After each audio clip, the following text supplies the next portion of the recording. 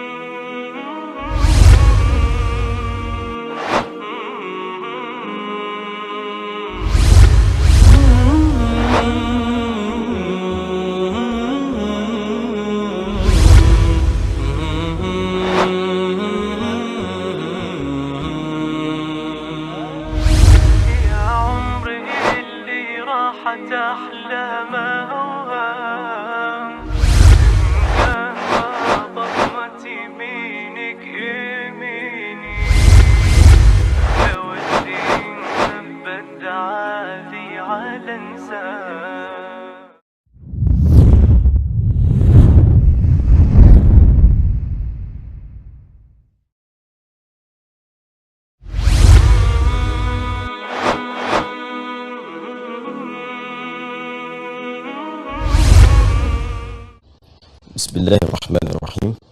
Assalamualaikum warahmatullahi wabarakatuh. Alhamdulillahi wa kafa. Wassalatu wassalamu ala rasulillahil mustafa wa ala alihi wa sahbihi wa man wafa wa ba'd.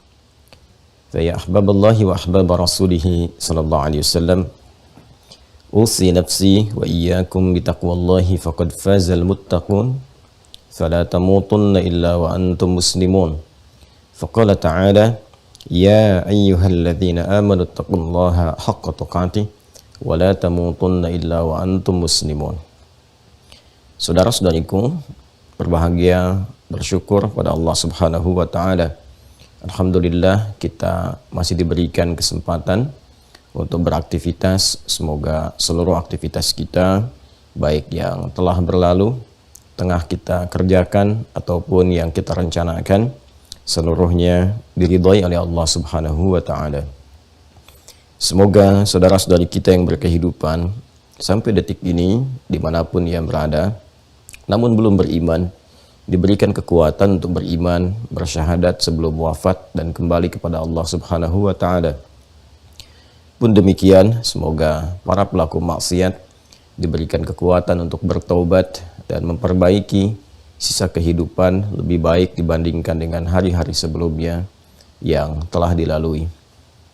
Alhamdulillah, saudara-saudariku, di kesempatan ini kembali kita tersambung setelah saya pribadi bersyukur kepada Allah Subhanahu wa taala diberikan kesempatan untuk beristirahat sejenak dan mensyukuri nikmat-nikmat berzikir, beristighfar dan menata kembali segala hal-hal yang kita persiapkan semoga menjadi baik di hadapan Allah Subhanahu wa taala.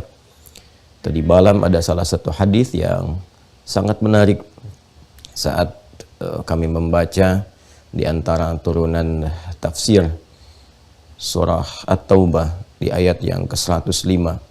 Dan menariknya Al-Imam Ibnu Katsir misalnya dalam tafsirnya Tafsir Al-Qur'anil Azim menurunkan beberapa hadis Rasulullah SAW yang diriwayatkan oleh beberapa imam-imam besar kemudian termasuk Imam Ahmad rahimahullahu taala, yang intinya yang paling menarik adalah terkadang dalam kehidupan ini kita dapati orang-orang yang terlihat mengerjakan perbuatan-perbuatan yang buruk diantaranya, tapi ternyata masih diberikan kesempatan oleh Allah Subhanahu wa taala untuk mendapatkan hidayah sebelum jiwanya sampai di kerongkongan, hayatnya berakhir, dan ternyata dia memilih untuk mendapat hidayah itu dan kemudian merubah sisa hidupnya menjadi lebih baik.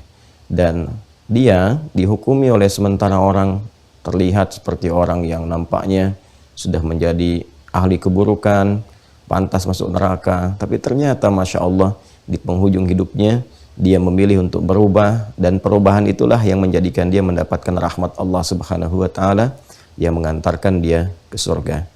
Tapi dapati pula ada orang yang terlihat seperti orang yang baik, beramal banyak kebaikan, orang menyimpulkan dia orang baik, tapi ternyata dia merasakan cukup kebaikan itu bagi dirinya sehingga terjebak dalam keburukan. Dia fatahawwalat, dia merubah keadaan dirinya untuk mencoba berbuat yang buruk. Nah, ini jadi persoalan sehingga di penghujung hidupnya justru tidak sadar bahwa itu adalah ajal tempat dia berakhir, sehingga ternyata akhir hidupnya ditutup dengan keadaan yang tidak baik, dalam keadaan yang buruk. Inilah pentingnya kita berusaha untuk istiqamah dalam kebaikan, karena kita tidak tahu kapan kita kembali kepada Allah Subhanahu wa taala. Dan ini pula pentingnya kita selalu berhusnudzan, menatap setiap keadaan dengan pandangan rahmat. Jangan pernah menyimpulkan bahwa orang-orang yang terlihat berperilaku tidak baik dalam kehidupan mungkin akhirnya akan tidak baik pula. Boleh jadi dia berkesempatan untuk mendapatkan atau mengambil hidayah Allah Subhanahu wa taala, dan ini memberikan kesan kepada setiap hamba siapapun, dan merasa penuh dengan dosa, penuh dengan maksiat. Ternyata Allah itu tidak seperti yang digambarkan oleh gambaran-gambaran nafsu atau akal manusia. Allah maha luas kasih sayangnya, tidak ada batas, sepanjang hamba itu mau kembali, selalu dibukakan rahmatnya tempat untuk menerima segala pengabdian, bahkan menghapuskan keburukan-keburukan yang mungkin pernah dikerjakan. Ini yang menjadi renungan penting sebelum kita memulai kajian kita ini, sehingga apapun yang kita mulai, dimulai dengan cara yang bersih, cara yang baik, dan dengan kebersihan itu cahaya akan dipancarkan dalam hati kita, sehingga mudah untuk menangkap apa yang kita pelajari dan mensyukuri setiap keadaan yang Allah titipkan kepada kita, karena semua itu mengandung hikmah untuk kebaikan kita semuanya. Dari sini, mari kita memulai kembali apa yang akan kita pelajari berupa kurikulum Ramadan Nabi SAW. Saya ingin menyampaikan penyesuaian dalam penyampaian ini, karena ini masih dalam tahap recovery yang saya syukuri. Jadi saya akan coba sedikit-sedikit memberikan jeda, tapi ini juga barangkali keberkahan bagi Anda, karena akan menangkap penjelasan saya tidak secepat biasanya yang saya sampaikan. Jadi mungkin akan lebih enak dan terasa lebih nyaman terdengarnya, karena saya menyampaikan cukup pelan-pelan. Kadang mungkin diselingi dengan batuk, nggak apa-apa, itu berkah ya. Nah, itu contohnya. Baik, kita akan masuk kepada kurikulum Ramadan Nabi SAW. Setelah sebelumnya saya sempat merekam juga mengenai syarat-syarat, ketentuan-ketentuan yang membolehkan atau lebih tegasnya mewajibkan seseorang itu dapat berpuasa dan dianggap benar puasanya. Mohon itu dikondisikan di keluarga masing-masing, supaya setiap kita mengetahui siapa yang sudah wajib untuk menunaikan siam Ramadan di tahun ini.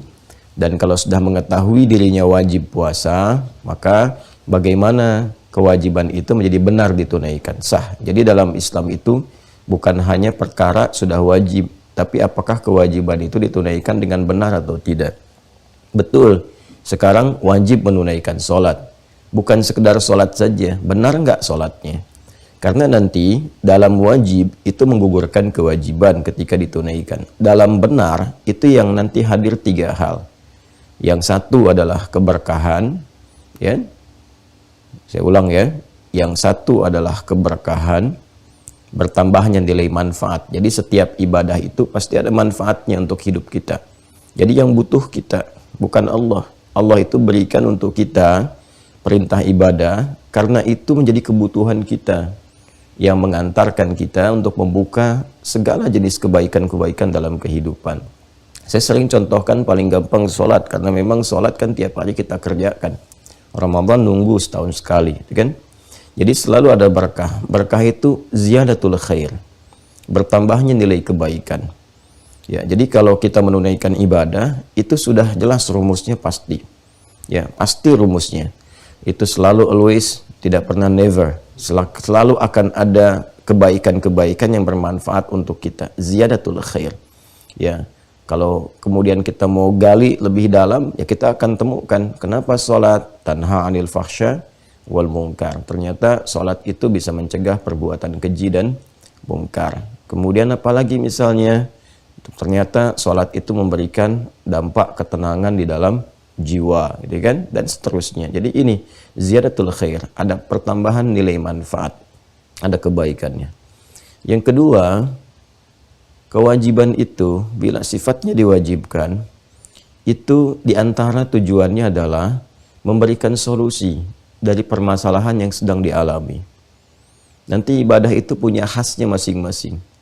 Ya, misalnya sholat ini, bahkan sholat itu setiap ragamnya itu bisa menjadi solusi dari persoalan tertentu. Nah, sholat pokok itu puncaknya. Jadi kalau sholat yang wajib, yang pokok, itu puncaknya bagi segala hal gitu. Karena itu kita curhat banyak hal dalam sholat.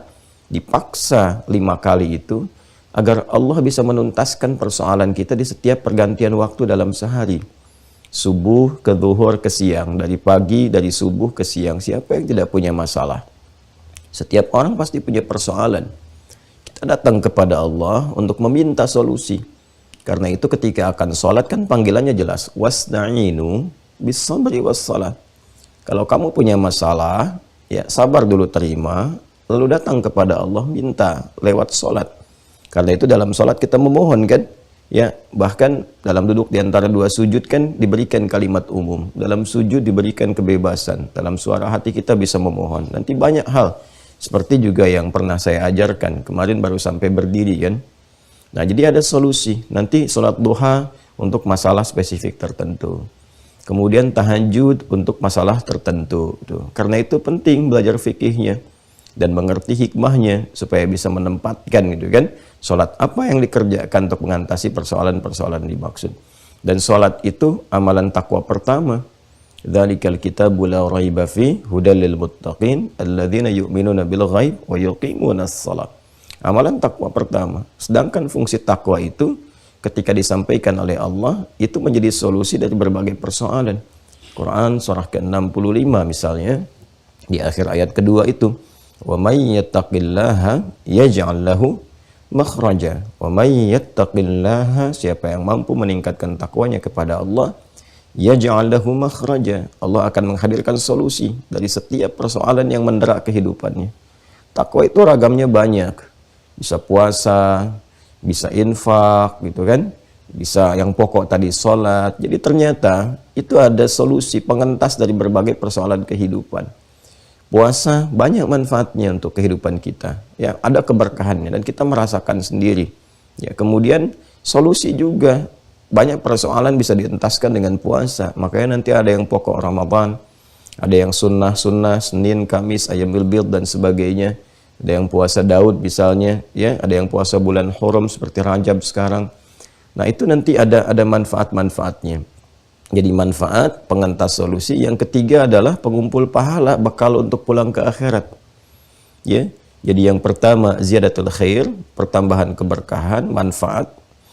Yang kedua adalah pengentas dari segala kesulitan, solusi dari setiap problem yang dihadapi. Jadi pandai-pandai melihat kalau punya persoalan, ini apa amalan takwa yang sesuai untuk masalah saya. Boleh minta petunjuk dulu dalam sholat. Kan sholat itu untuk meminta petunjuk. Ambil wudhu, sholat 2 rakaat, minta petunjuk sama Allah. Kan ada kita kenal dengan sholat istikharah. Dan semua sholat itu sifatnya hajat. Dengan minta kepada Allah, minta diberikan solusi. Ya, nanti ada yang lewat infak, ada yang lewat dengan tenaga, macam-macam. Ya, kalau kita paham ini semua, kita bisa tempatkan dalam setiap kesulitan yang mendera, kita bisa lihat solusi apa yang sesuai dalam tinjauan syariat. Kemudian yang ketiga tadi saya sampaikan adalah memperbanyak pahala. Pahala itu bekal kita untuk pulang. Kalau di dunia bekalnya materi-materi dunia, di akhirat itu bentuknya pahala, ajrun, lahum ajrun ghairum mamnun. Ya kan? Pahala itu wujudnya hanya didapatkan dari perbuatan namanya hasanah. Hasanah itu bisa dihasilkan dari produk amal soleh. Amal soleh itu bisa muncul dari iman. Karena itu semua berkaitan. Iman mendorong amal menjadi soleh. Ya, kalau nggak ada iman, amal saja, solehnya nggak ada.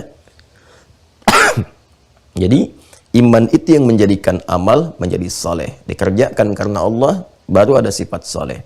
Ketika amal menjadi soleh, maka dia bertransformasi menjadi hasanah. Ketika menjadi hasanah, punya poin, ya sedikitnya 10. Nah, poin itu disebut dengan ajrun. Ajrun itu yang disebut dengan bekal. Jamaknya disebut dengan ujur. Itu yang akan kita bawa pulang. Ya, makanya kalau ada ungkapan-ungkapan seorang kalau meninggal nggak ada yang dibawa kecuali amal solehnya. Ya, yang dimaksud amal solehnya itu pahala dari amal solehnya. Ujurnya itu, ya kan? Ya, tunggalnya ajrun, jamaknya disebut dengan ujur. Itu bekalnya untuk ke akhirat karena dimensinya berbeda. Saya sering ilustrasikan, setiap berpindah tempat tentu hukumnya akan berbeda. Kita berpindah saja, ya, kita ingin ziarah misalnya, berkunjung. Ya, ziarah itu bahasa Arab, artinya berkunjung, tidak harus ke kuburan, gitu ya. Mengunjungi kawan itu dalam bahasa Arab ziarah. Ana uridu ziyarat syekh, saya ingin berkunjung kepada guru saya, bukan ke kuburannya, gitu kan. Nah, jadi kadang-kadang kalau dibawa ke dalam bahasa Indonesia misalnya, ya ada pemaknaan yang secara spesifik itu tidak sama, ya kan? Jadi dalam bahasa Arab ziarah ya umum saja, umum berkunjung. Jadi ziarah itu mengunjungi sesuatu atau sosok dan sebagainya untuk satu menjalin keakraban, kekuatan dan mendapatkan. Nah, ini dia keberkahan-keberkahan yang Allah kemudian titipkan di balik peristiwa itu. Jadi dari bertemu itu, tiba-tiba memiliki akses, tiba-tiba dapat inspirasi, dapat apa. Nah, itulah hikmah besarnya yang ada di situ. Sekaligus menjalin silaturahim. Nah, kenapa kemudian ke kuburan juga disematkan kata ziarah? Karena ternyata hikmah terbesar dalam kehidupan itu ada dengan mengingat kematian. Ya, dengan mengingat kematian itu kita menyadari tentang inti kehidupan kita, tentang tujuan hidup kita itu mau kemana, kita belajar. Karena itulah kemudian ditekankan kalimat kunjungan ke kuburan itu dengan kata ziarah untuk memberikan kesan bahwa di balik itu ada sesuatu yang penting untuk kita sadari tentang inti kehidupan. Yang belajar bahwa kita pun esok hari akan seperti itu, akan pulang, akan meninggal. Bekalnya apa? Nah, baliklah ke konsepsi tadi. Nah, kalau kita kembalikan ke awal apa yang kita uraikan tadi, bahwa tidak semua nanti yang dikerjakan itu bisa mendapatkan ajrun, bisa mendapatkan ujur. Ya, Anda pindah tempat saja dalam keadaan kita kunjungan ke saudara kita. Saya misalnya dari Jawa nih, ya kan? Mau kunjung misalnya ke kerabat saya ke Papua misalnya. Itu kan di Papua juga teman-teman kita punya tradisinya sendiri, punya budayanya sendiri gitu kan, Masya Allah. Kemudian juga di sudut yang lain kita bergeser sedikit ke Bali, punya budaya sendiri, tradisinya sendiri. Kemudian geser lagi dari Jawa ke Sumatera atau ke tengah ke Kalimantan dan sebagainya. Indah sekali. Semua punya tradisi, punya budaya disebut dengan adat. Sedangkan kaidah mengatakan al-adatul muhakkamah. Kadang-kadang adat itu menjadi hukum, ya kan? Tradisi itu menjadi hukum. Misal, saya jangankan ke Papuanya, bertemu dengan teman-teman Papua yang di Bekasi, ya ada satu pesantren asuhan Ustadz Fadlan itu, saya datang, itu harus diangkat dulu. Ya, kita nggak boleh nolak itu. Ya, kita nggak boleh nolak, tapi nggak dilarang untuk misalnya zikir atau istighfar atau yang lainnya. Karena itu bagi mereka penghormatan. Bagi mereka penghormatan. Jadi kalau kita menolak, justru itu kesannya jelek. Kesannya buruk gitu, ya. Nah, itu macam-macam nanti hal-hal yang kita kira-kira bisa kita dapatkan dalam kehidupan. Lebih jauh dari situ, keluar dari Indonesia, baru sedikit ke Malaysia, sudah harus ada visa. Kemudian uang yang diberlakukan beda. Ya, kita di Indonesia masih pakai rupiah, ya kan? Ke Malaysia udah beda. Lebih jauh lagi ke Amerika udah lain lagi, ya kan? Aturannya beda lagi, visanya lebih ketat lagi. Sekarang bisa dibayangkan inter dunia saja, di dalam siklus kehidupan dunia, aturannya sudah berbeda-beda, bekalnya tidak sama. Semakin jauh, semakin berbeda ternyata bekalnya. Sekarang mau pindah dimensi, ya, berpindah ruang, waktunya, keadaannya, bahkan berbeda sama sekali dengan dunia. Dan kita katakan meninggalkan dunia. Ya, lantas tanyakan pada akal kita, apa mau sama bekalnya? Duhai Anda yang sering mengatakan semua harus logis, semua harus ditimbang oleh akal. Sekarang tanyakan pada akalnya, bekalnya sama enggak? Ya kan? Tentu harus beda. Nah, Allah memberikan info kepada kita, bekalnya memang 100% berbeda, 100% different gitu kan? Terus kita harus kemudian menyiapkan apa? Kata Allah, ini bekalnya namanya ajrun, ujur. Nah, ini bisa diperoleh. Ya, bisa diperoleh dengan cara apa? Dengan cara amal soleh. Nah, amal soleh yang diikat dengan syarat. Jadi tidak semua amal yang dikerjakan mengentaskan kewajiban itu dianggap bisa melahirkan ajrun kalau tidak benar. Karena itulah ada syarat wajib ya untuk mengentaskan kewajiban itu selesai ditunaikan, gugur kewajiban.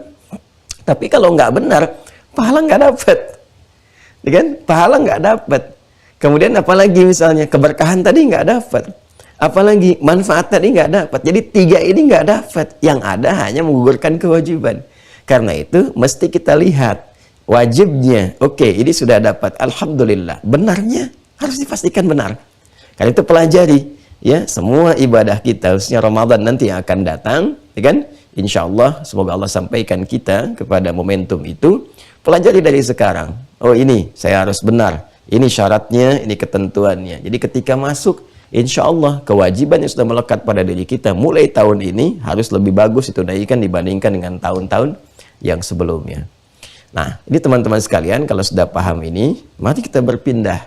Kita pelajari supaya nanti saat mengisi Ramadan, kita tidak bingung.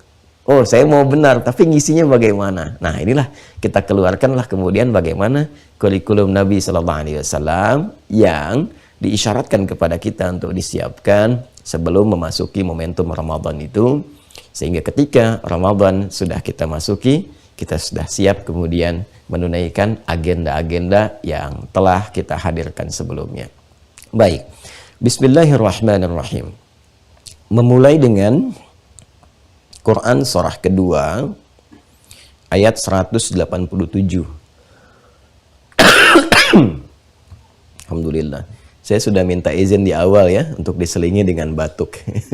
Jadi tidak perlu kaget lagi. Baik. Dan tidak perlu terlalu melo ya. Oh, Ustadz begini tidak, udah saya sudah mengajar sekarang. Cukup konsentrasi pada pengajaran saja. Ya. Ayo yang di kolom-kolom chat fokus saja dengar apa yang saya sampaikan supaya bisa lebih baik untuk bisa menyimak. Baik. Perhatikan langsung saja ke tengahnya ya. Kalau mau baca dari awal, a'udzubillahi minasyaitonirrajim. Bismillahirrahmanirrahim. Uhilla lakum lailatas siyami rafathu ila nisaikum ya. Hunna libasul lakum wa antum libasul lahunna. Terus sampai nanti Anda temukan kalimat thumma atimmus siyama ilal lail. Ada? Thumma atimmus siyama ilal lail ke penghujung. Ya. Wa kulu washrabu hatta yatabayyana lakumul khaytul abyadu minal khaytil aswadi minal fajr thumma atimmus siyama ilal lail. Ada kalimatnya? Baik. Nah, Allah Subhanahu wa taala berfirman, saya highlight saja langsung untuk menghemat waktu, ya kan? Kemudian sempurnakanlah ibadah siam itu dengan menunaikan, ya kan? Ibadah malamnya. Nah, di sini nanti teman-teman sekalian ada dua tafsir. Ya, pada kalimat thumma atimmus siyama ilal lail itu.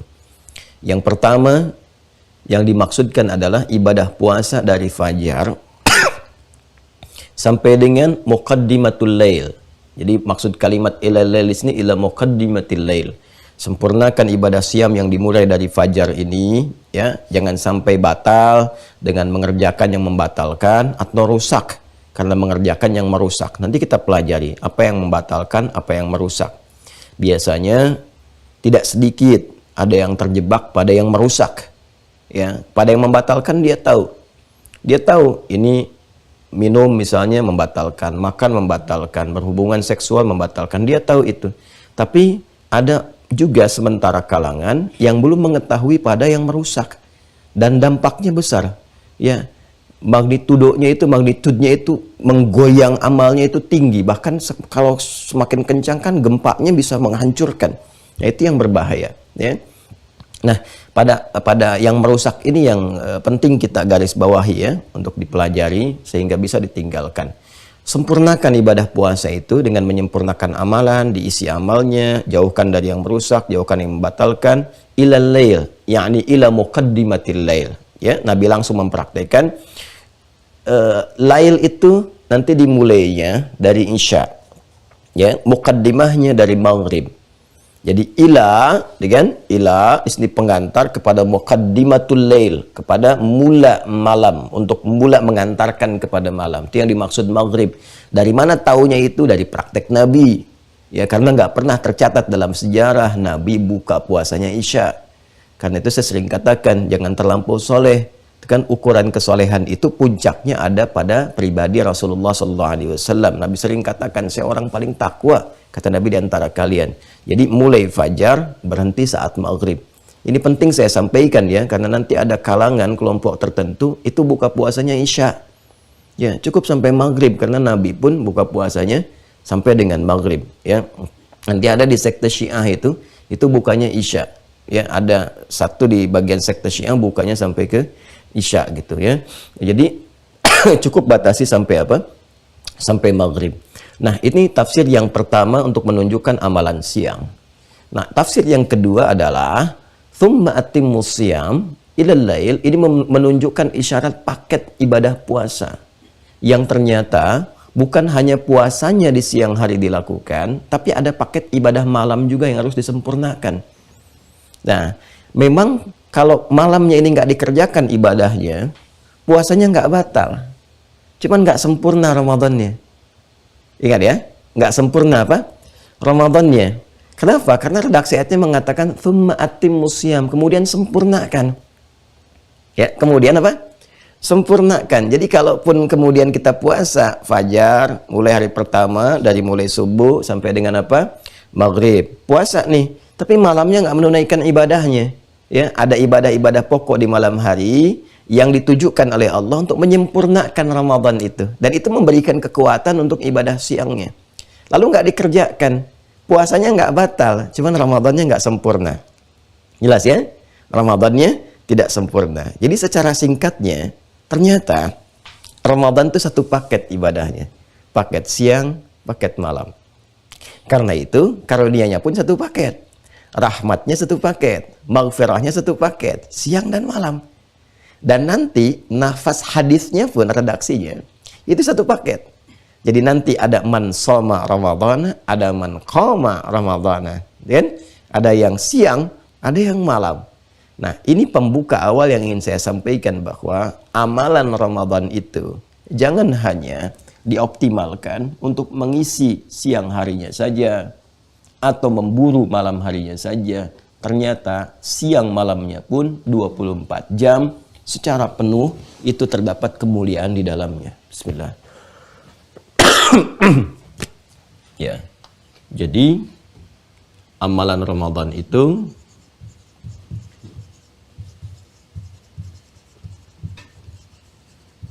sifatnya itu paket. Jelas ya? Jadi ada paket siangnya, ada paket malamnya.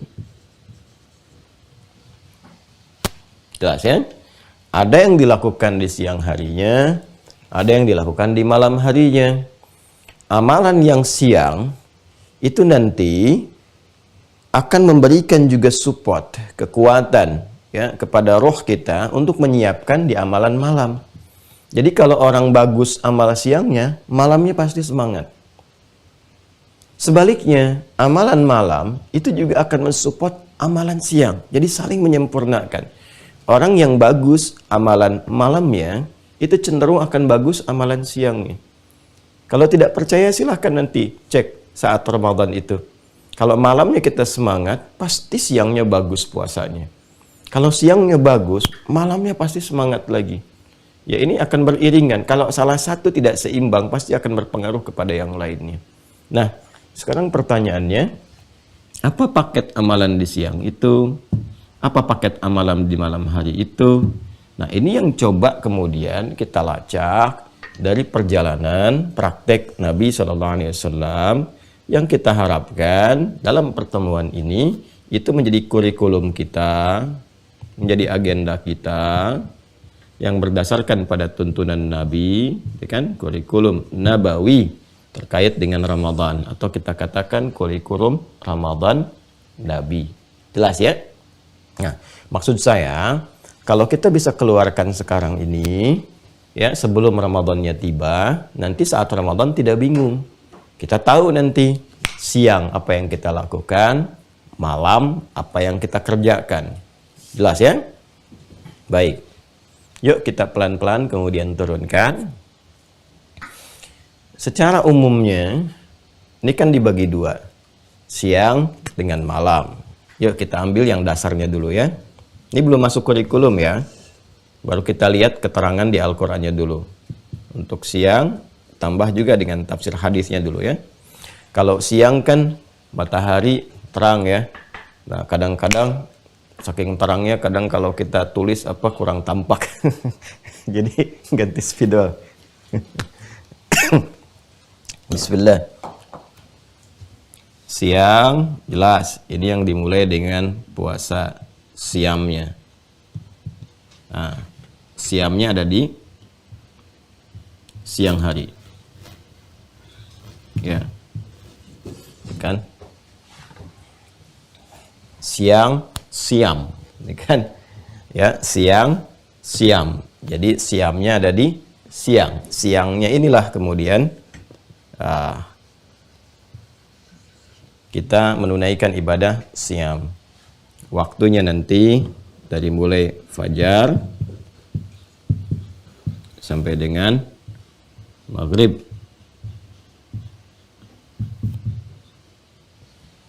Jelas ya? Baik, fajar sampai dengan maghrib. Jelas.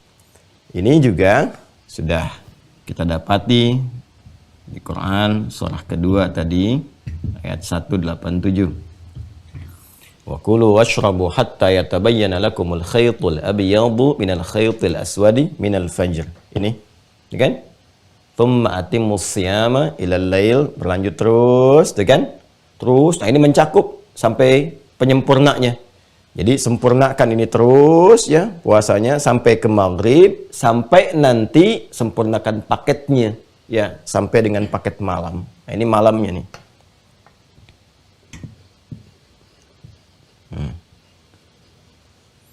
Ingat disepakati dulu ya. Awas yang dimaksud siang itu lawan dari malam. Ya, bukan siangnya yang dikatakan siang duhur, bukan. Jadi puasanya dimulainya duhur Ustadz, bukan. Yang dimaksudkan di sini adalah membagi dua waktu siang dan malam. Ya kan? Yang bukan malam itu dimulai fajar sampai dengan maghrib. Ini maksudnya, ya. Jika disebutkan malamnya, berarti nah ini dari ba'da maghrib itu, ya. Ba'da maghrib berarti kan sudah masuk isya. Saya bicara paket ibadah ya. Ya. Sampai menjelang fajar disebut namanya sahar. Isya sampai ke sahar. Ya. Isya sampai ke sahar. Nanti amalan di waktu sahar disebut dengan sahur namanya. Jelas ya? Sahar itu waktu singkat menjelang fajar. Saya ulang. Sahar waktu singkat menjelang fajar. Ada contoh di Al-Qur'an misalnya tentang sahar dalam bentuk jamak. Ya. Di Quran surah ke-51 ayat 18. Ya. Dalam bentuk jamak ashar. Wabil ashari hum yastaghfirun. Ada calon penghuni surga yang punya kebiasaan di bumi rajin istighfar di waktu sahar sebelum fajar tiba. Habis tahajud dia rajin istighfar. Nah, ini waktu sahar. Jadi ada paket amalan yang dilakukan di siang hari, ini siamnya. Kemudian ada paket amalan yang dikerjakan di malam hari, dari mulai ba'da isya, ya kan? Sampai dengan waktu sahar. Ini yang disebut oleh Nabi SAW dengan qiyam. Yang ini paket siam, yang ini paket qiyam.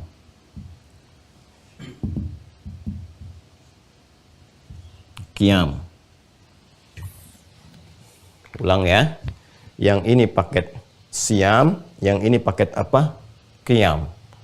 Nah, dan ini senafas, Masya Allah gitu kan. Kalau ini kita keluarkan, ini kan pakai alif lam kan tambahan. Ini pun kalau kita mau pakai alif lam bisa pakai alif lam. Kalau kita hilangkan alif lamnya begini, ya ini sad, ya alif mim. 1, 2, 3, 4. Ini qaf, ya alif mim. Cuman beda di satu huruf saja.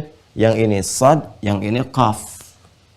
Ya, dan menariknya dalam hadis Nabinya Shallallahu Alaihi Wasallam ini untuk menunjukkan hubungan ini saling keterkaitan satu dengan yang lain, saling mensupport, itu bahkan serupa nilainya antara siang dengan malam dari segi pahala ya. Dari segi pahala. Saya bukan bicara dari segi hukum fikih terkait penunaian ibadah puasanya. Ya tentunya kalaupun Anda malam ibadah siang nggak puasa, jelas qadha itu ya. Dan itu juga kalau menyengaja bisa bahaya, fatal hukumnya. Nanti bisa dituntut dengan kafarat dalam beberapa hal yang tidak mudah untuk dilakukan. Ya, tapi saya ingin bicara bagaimana Nabi memberikan support kepada kita bahwa kesempurnaan menunaikan ibadah ini itu dari segi pahalanya saling menguatkan, menyatu bahkan setara. Dan redaksinya serupa, cuman beda qaf dengan sad.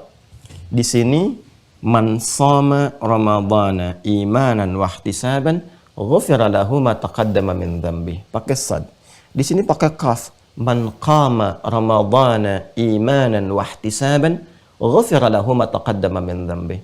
Ini yang menunjukkan bahwa siang dan malam itu penting. Jadi jangan sampai abai. Ya, karena Ini berbahaya. Kalau tertinggal peluangnya menunggu lagi setahun. Menunggu lagi setahun. Siapa yang mampu mengoptimalkan ibadah siang dengan menunaikan siam secara benar, ya, dengan dasar iman, lalu dia menunaikan dengan ikhlas karena Allah, sungguh-sungguh berusaha introspeksi diri, itu Nabi katakan, ghufira lahu ma taqaddama min dzambi, berpotensi mendapatkan ampunan dari semua dosa yang dia kerjakan sampai detik dia puasa itu. Itu mahal sekali. Ya, kan ampunan Allah itu yang paling diharapkan. Yang paling diharapkan dari segalanya, ya. Bahkan seluruh hamba itu ingin menukar dengan apapun demi mengharapkan ampunan Allah Subhanahu wa taala. Betapa banyak orang-orang datang kepada orang saleh, kepada ulama, kalau di era Nabi kepada Rasulullah untuk didoakan supaya diampuni Allah. Betapa banyak orang diharapkan mendoakan bagi ya keluarga yang telah meninggal duluan supaya diampuni dosanya, dan itu kan harapan yang tinggi. Bahkan sekaya-kayanya, setinggi-tingginya jabatan, tetap ketika meninggal keluarganya berharap tolong doakan supaya diampuni. Itu semoga diampuni. Karena itu yang paling mahal. Ya, kalau sudah tahu itu paling penting dibawa sampai meninggal, kenapa nggak dicari saat hidup? Awas ya. Kalau Anda tahu ampunan itu penting, dibawa sampai wafat, kenapa tidak dicari saat hidup? Ayo buat status tuh ya untuk hari ini. Ini ya, teman-teman sekalian, ini mahal sekali. Mahal sekali. Nah, malamnya itu senafas. Kan ada orang yang boleh jadi siangnya terampuni, tapi saat buka bikin kesalahan. Mengeluh tentang makanan buka. Ya, mengeluh tentang orang jualan misalnya, dibicarakan saat buka, keluar sesuatu yang tidak pantas dibicarakan, misalnya ada gibahnya dan sebagainya. Itu bisa ditutup dengan amalan malam. Man qama ramadhana imanan wahtisaban ghufira lahu ma taqaddama min dzambi. Siapa yang mampu menunaikan ibadah qiyam di malam Ramadan itu, ya kan? Ditunaikan dengan penuh keimanan, dia ikhlas, kemudian sungguh-sungguh, ada introspeksinya di dalamnya, maka apa yang terjadi? Dia pun berpeluang mendapatkan apa yang sama dia dapati saat siang, yaitu ampunan dari segala dosa yang pernah ia lakukan. Ini. Jadi kalau ini benar dilakukan, bersih siang malam keadaan diri kita itu. Makanya kalaupun kemudian di satu titik itu kita wafat dalam keadaan bersih, itu Masya Allah gitu, pulangnya ya husnul khatimah. Pulangnya husnul khatimah. Kalau hidupnya bersih. Maka kalau hidupnya hatinya sudah bersih, maka pikirannya bersih, perilakunya bersih. Maka Ramadan akan memberikan satu perubahan, membuka gerbang kehidupan yang baru dengan lembaran-lembaran hati yang sudah bersih, yang siap dituliskan kembali. Kalau sudah bersih, apa yang mau dituliskan di situ? Ya, kembali kepada kita. Nah, kalau hatinya bersih juga, yang dituliskan pasti yang bersih-bersih. Itulah kemudian kita menata kembali ya kitab yang akan diberikan kepada kita di hari kiamat itu. Iqra kitabak kafa binafsikal yauma 'alaika hasiba. Itu kan, baca kitabmu. Nah, itu hasil kreasi sendiri saat di dunia. Karena itu, sebelum pulang kita siapkan, edit dulu. Suara-suara yang nggak bagus didubbing dulu, ya kan? Perilaku-perilaku yang nggak baik diedit, perbaiki, sehingga nanti saat pulang, ya gambar yang ditampilkan baik untuk dilihat. Ya, kitab yang ditunjukkan enak untuk dibaca. Jangan sampai kita merasa sebelum dibaca sudah ketakutan karena tahu bahwa isinya buruk semua. Karena itulah kemudian disimpan di belakang punggungnya. Seperti ini kan.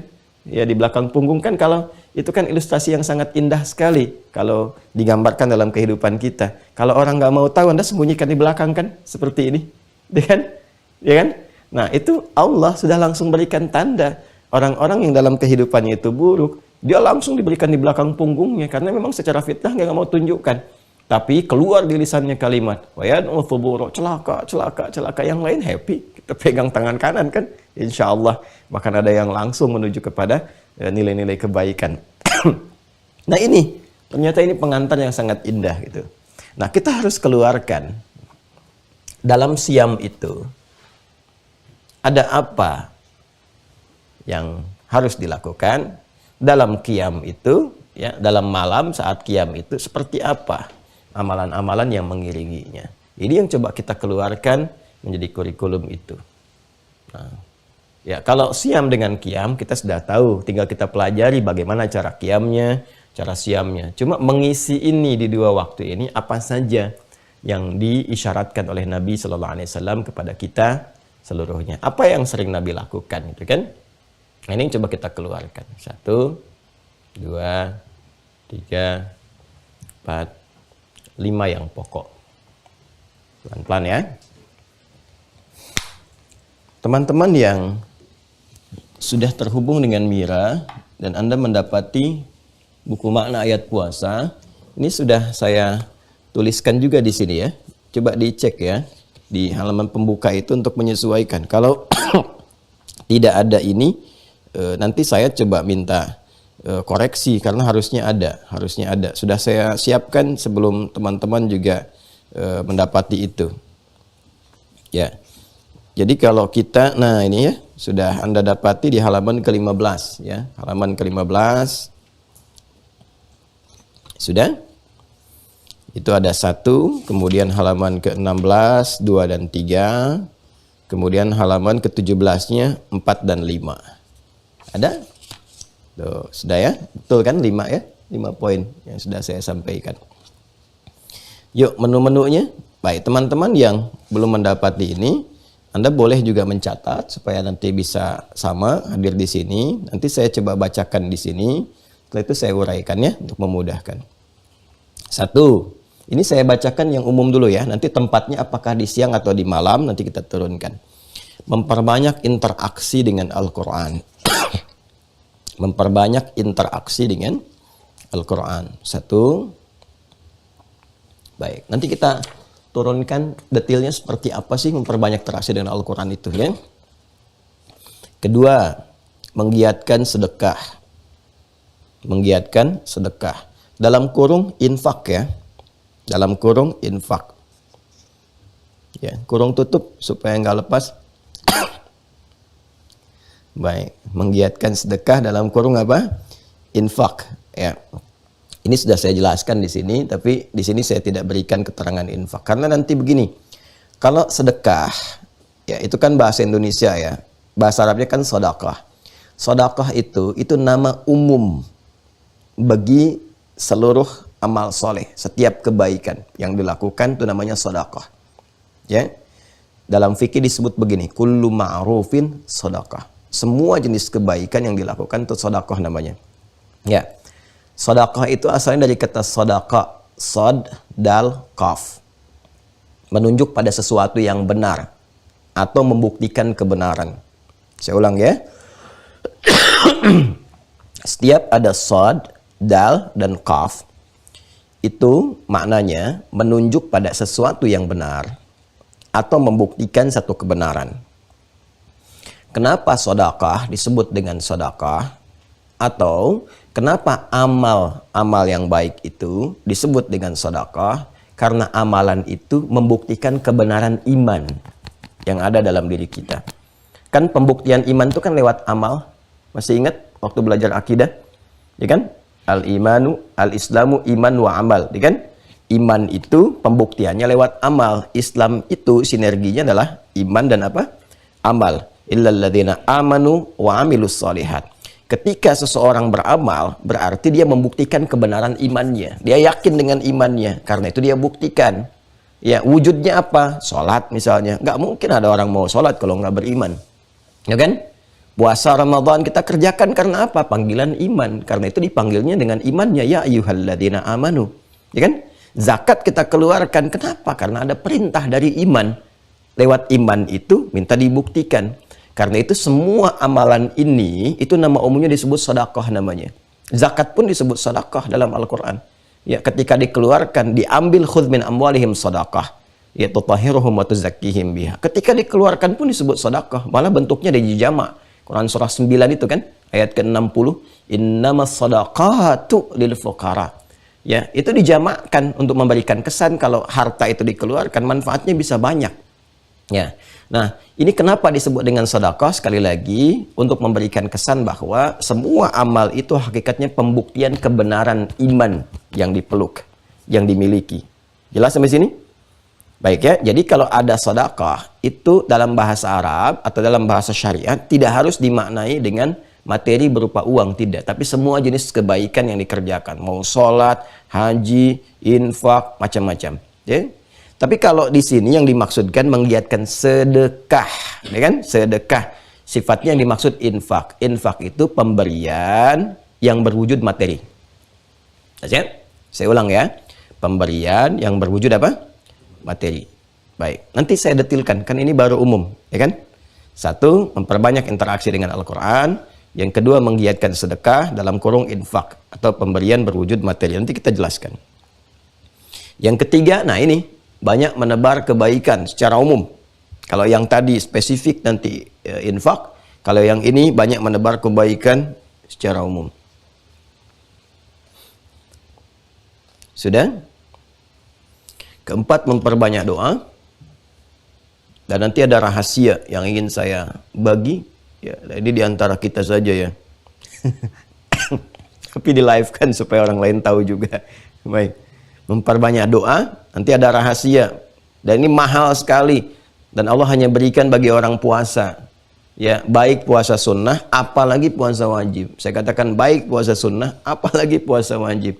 Oh, yang pada puasa ya hari ini hari Senin, manfaatkan betul tuh. Ya, untuk berdoa. Terutama nanti di satu waktu tuh. Yang itu seharusnya ketentuannya dalam hadis sahih tadi dikatakan sulit untuk ditolak. Ya, jadi seharusnya terjawab kalau memang yang diminta itu bermaslahat untuk kita saat ini, ya kan? Ya, atau setidaknya nanti kalaupun nggak maslahat untuk kita di dunia, oleh Allah akan pasti diberikan saat di akhirat. Ya, atau pada saat yang kita mendapatinya dengan maslahat dengan baik. Yang kelima, bertakarrub kepada Allah, mendekatkan diri kepada Allah Subhanahu wa taala. Banyak mendekatkan diri kepada Allah. Nanti turunannya banyak, ya. Baik, yang kita ulang ya. Satu, banyak berinteraksi dengan Al-Quran. Yang kedua, menggiatkan sedekah atau infak. Sudah? Yang keempat, banyak berbuat baik secara umum. Ya, jadi kalau mau dibedakan, yang ketiga ya, mau dibedakan 2 dengan 3, kalau 2 sedekah, kalau 3 sodakoh. Kan? Kemudian yang keempat, memperbanyak doa. Dan yang kelima, mendekatkan diri kepada Allah atau bertakarrub, meningkatkan takarrub kepada Allah Subhanahu wa taala. Baik. Sudah ya? Maksud saya tunjukkan supaya dibaca, ada triggernya jadi bisa dibaca. Ya, teman-teman yang terhubung di YouTube juga saya kira silahkan dicek, mungkin masih ada di UAS Store untuk Anda, ada kuota untuk bisa dapati. Baik ya. Dan itu nanti ada catatan penuntut ilmu juga yang terhubung nanti supaya untuk bisa mengaktifkan akun Mira ya, manfaatnya untuk Anda juga di situ. Baik, kembali. Yuk kita mulai dengan bagian pertama. Kurikulum pertama yang diisyaratkan dari Nabi Shallallahu Alaihi Wasallam itu banyak interaksi dengan Al-Quran.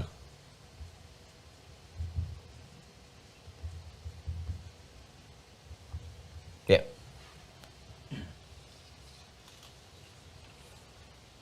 Ini jelas hadisnya sangat populer sekali dari Ibnu Abbas radhiyallahu taala anhuma. Ya, karena Nabi sallallahu alaihi wasallam adalah Nabi sallallahu alaihi wasallam ajwadan nas wa ajwadu ma yakunu fi Ramadan, ya. Adalah Nabi sallallahu alaihi wasallam orang yang paling lembut, orang yang paling baik gitu kan. Dan bertambah lagi kelembutannya, kebaikannya, kedermawanannya saat tiba bulan Ramadan. Ya, saking lembutnya diilustrasikan mengalahkan angin yang bertiup sepoi-sepoi. Masya Allah, itu kan. Tuh metafornya demikian tuh, saking luar biasa lembutnya. Jadi kalau kita mendapati angin sepoi-sepoi saja udah ngantuk gitu kan, saking lembutnya. Nah itu Nabi itu lebih lembut dari itu terasanya. Ya, lebih lembut. Bukan lihat Nabi jadi ngantuk, bukan. Gitu kan? Jadi merasakan bagaimana kedamaian di hati, ketentraman di jiwa, enak nerimanya gitu kan. Nah kemudian belum selesai itu, ya. Dan diteruskan kemudian kalimatnya, setiap datang malam-malam Ramadan itu, nah ini berarti ini optimalisasi ini ada pada ibadah malam. Optimalisasinya. Nah, berarti ini tambahan dari yang pokok atau bisa, ya, bisa ini memberikan peningkatan kualitas dan kuantitas pada amalan-amalan pokok di waktu-waktu baik siang ataupun malam. Karena ini nanti optimalisasinya di malam, berarti ini nanti bisa dioptimalkan saat qiyam atau tambahan nanti di luar qiyam untuk dioptimalkan. Apa itu? Ini dia. Amalan interaksi dengan Al-Quran. Jadi utamanya lakukan di malam hari, ini sudah saya tarik. Nabi SAW melakukan dengan malaikat Jibril, ya kan? Ya, beliau setoran ya ke malaikat Jibril, dikonfirmasi dan seterusnya. Itu setiap datang Ramadan sekali khatam, sekali khatam, sekali khatam. Kecuali nanti di akhir kehidupannya 2 kali dikonfirmasi untuk menunjukkan kebenaran dan otentisitas wahyu, ya kan? Baik dari susunan, lafadznya, maknanya, dan sebagainya.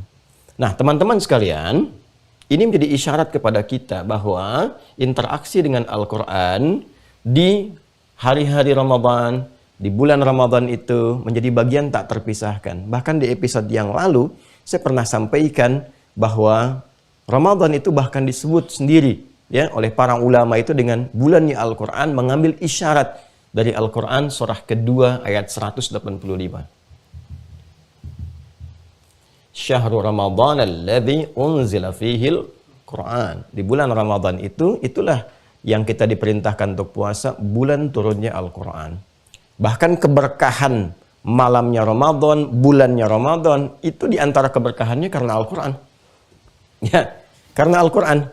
Malam Al-Qadar misalnya, malam turunnya Al-Quran. Jadi berkah itu malamnya.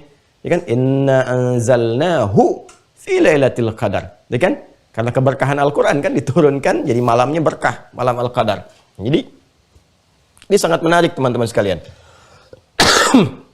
Karena itu, ini penting mengoptimalkan interaksi dengan Al-Quran yang bisa dibagi kepada 3 bagian utama. Nah, jadi ini waktu prioritasnya malam, saya ulang ya, waktu prioritasnya malam, namun demikian tidak juga dibatasi dengan malam ini selesai misalnya, tidak. Siang pun kalau kita, ya kan, memiliki keluangannya, ya kelapangannya, bisa kita bagi dengan aktivitas pekerjaan yang kita kerjakan di siang hari, optimalkan juga, miliki agenda ini. Ya, cuma malam biasanya porsinya jadikan lebih banyak, biasanya seperti itu. Ya, kecuali kalau memang sudah cuti sama sekali. Ya, ada orang-orang tertentu yang pokoknya kerja, ngambil cutinya Ramadan. Paskan supaya nikmat ibadah.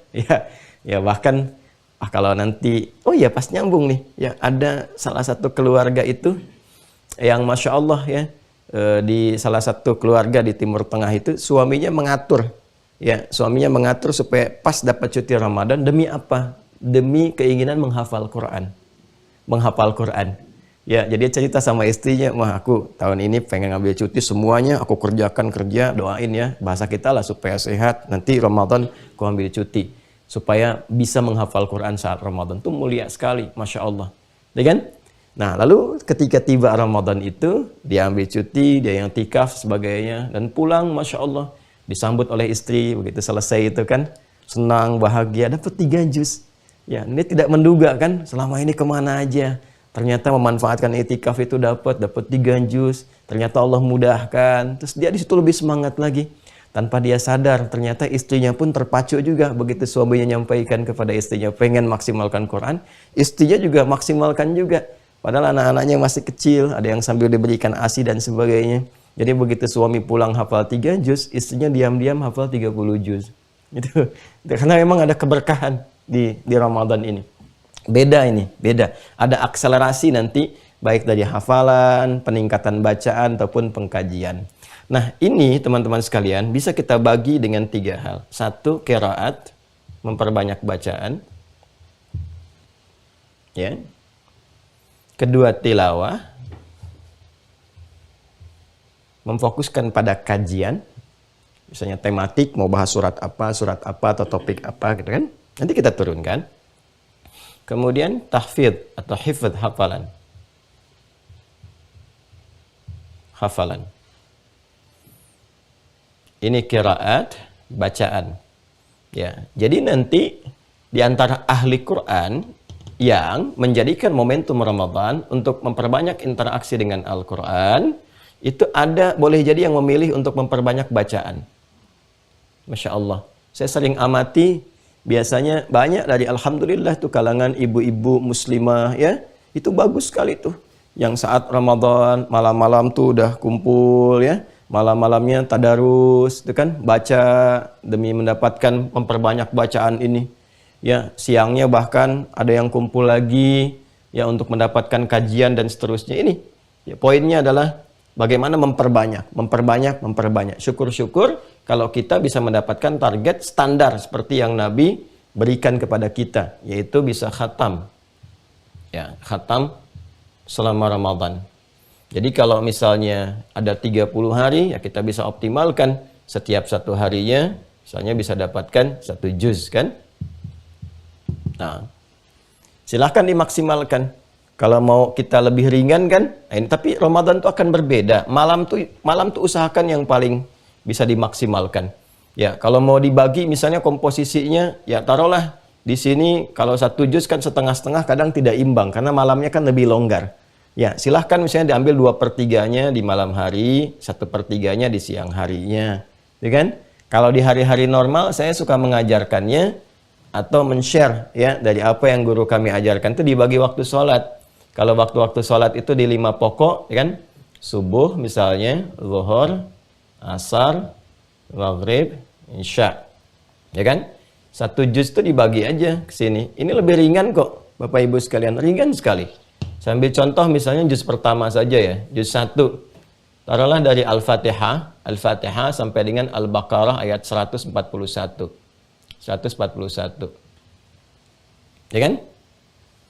141. Kalau Al-Fatihahnya insya Allah sudah hatam ya. Nah, jadi kita bagi di sinilah. Al-Fatihah kan baca cepat selesai. 141 dibagi 5. 1, 2, 3, 4, 5. Berapa? 28 ya. Cepat saja. Kurang lebih 28 kan? Betul nggak? 28, 140 ya? Betul. Ya. Kurang lebih 1. Ya kan? Tinggal diambil terakhir. 28 lah kita ambil 28 misalnya.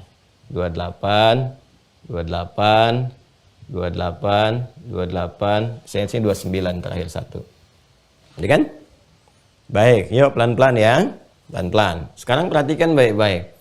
Ini subuh, 28 ayat. Bagi 2, sebelum dengan setelah. Berarti sebelumnya 14, setelahnya 14. Ini rumus cepat ya. Kalau kita mau ringan banget. Insya Allah ringan. 14 ayat sebelum, 14 ayat setelah. Ya kan? Zuhur 14 ayat sebelum, 14 ayat setelah. Asar 14 ayat sebelum, 14 ayat setelah. Maghrib, ya kan? 14 ayat sebelum, 14 ayat jedanya. Isya demikian, seperti yang tadi disampaikan. Ini kondisi normal seperti biasa sekarang ini, ya kan? Nah, kalau nanti pas saat puasa misalnya maghrib kan buka, nggak sempet lagi nih siap-siap ke isya, gampang dipindahin aja ke sini, ya kan? Ditambahkan nih 28 tambah 28 56 tuh tinggal diteruskan. Ya, saya ingin ambil durasinya, jangan lihat berapa jumlahnya. Saya ingin lihat ini teman-teman sekalian. 14 ayat itu berapa sih yang dibutuhkan durasi waktunya? Al-Fatihah itu kan 7 ayat. Kalau teman-teman baca 7 ayat itu apa nyampe 5 menit? Saya kira tidak. Ya. Jadi kalau kita mau jujur kita teruskan, ya. Ini Al-Baqarah itu kan kalau kita halaman pertamanya sebelah kiri 1 sampai 5. Buka lagi kemudian 6 sampai dengan 16, ya kan? Jadi kalau kita baca 1 sampai 16 itu 1 lembar tuh, 1 sampai 16, 1 lembar. Ya kan 15 baris. Apa nyampe 5 menit? Saya kira tidak. Ya kan? Jadi kalau kita ini ambil 5 menit saja 14 ayat 5 menit, kita hanya butuh 10 menit yang dibagi 2, 5 menit. Jadi kalau konsisten, sebelum subuh ambil 5 menit untuk baca Quran misalnya kan. Setelah subuh 5 menit dulu untuk baca Quran. Berangkat kerja, oke, berangkat. Sambil di jalan misalnya, ya. Kalau menyetir ya tidak usah, dengarkan murotalnya saja. Ya, kemudian kan ini ada jeda. Masa sih dari subuh sampai ke zuhur nggak ada jeda sedikit pun 5 menit? Atau dibagi semenit-semenit dalam pergantian jam untuk membacakan satu ayat. Pasti dapat kalau kita niatkan dengan benar. Makanya kalimatnya imanan wahtisaban. Kalau ada iman, ada niat, ya ada keikhlasan, pasti ada kekuatan. Ya, karena semua bersumber dari motivasi. Kalau motivasinya baik, pasti muncul. Ini tuh, kan luas sekali waktunya. Ambil. Jadi, kalau siangnya nanti saat puasa, terasanya misalnya, ada kegiatan dan sebagainya, tidak semua suara bisa terpenuhi, karena ada menahan lapar dan haus, kan? Dan sebagainya, maka Anda ambil waktu-waktu ideal untuk memecah ini. Setidaknya supaya malamnya nanti porsinya lebih banyak tapi tidak terlampau banyak juga. Ya kita bisa ambil jedanya untuk rehat, untuk bangun malam lagi, untuk siap-siap sahur, untuk istighfar di waktu saharnya. Jadi ini yang bisa kita maksimalkan. Siang ambil sebagian porsi yang misalnya 1/3, tinggal dibagi saja. Berapa? Gitu kan? Nah, kemudian nanti sisanya Anda bisa maksimalkan di malam harinya.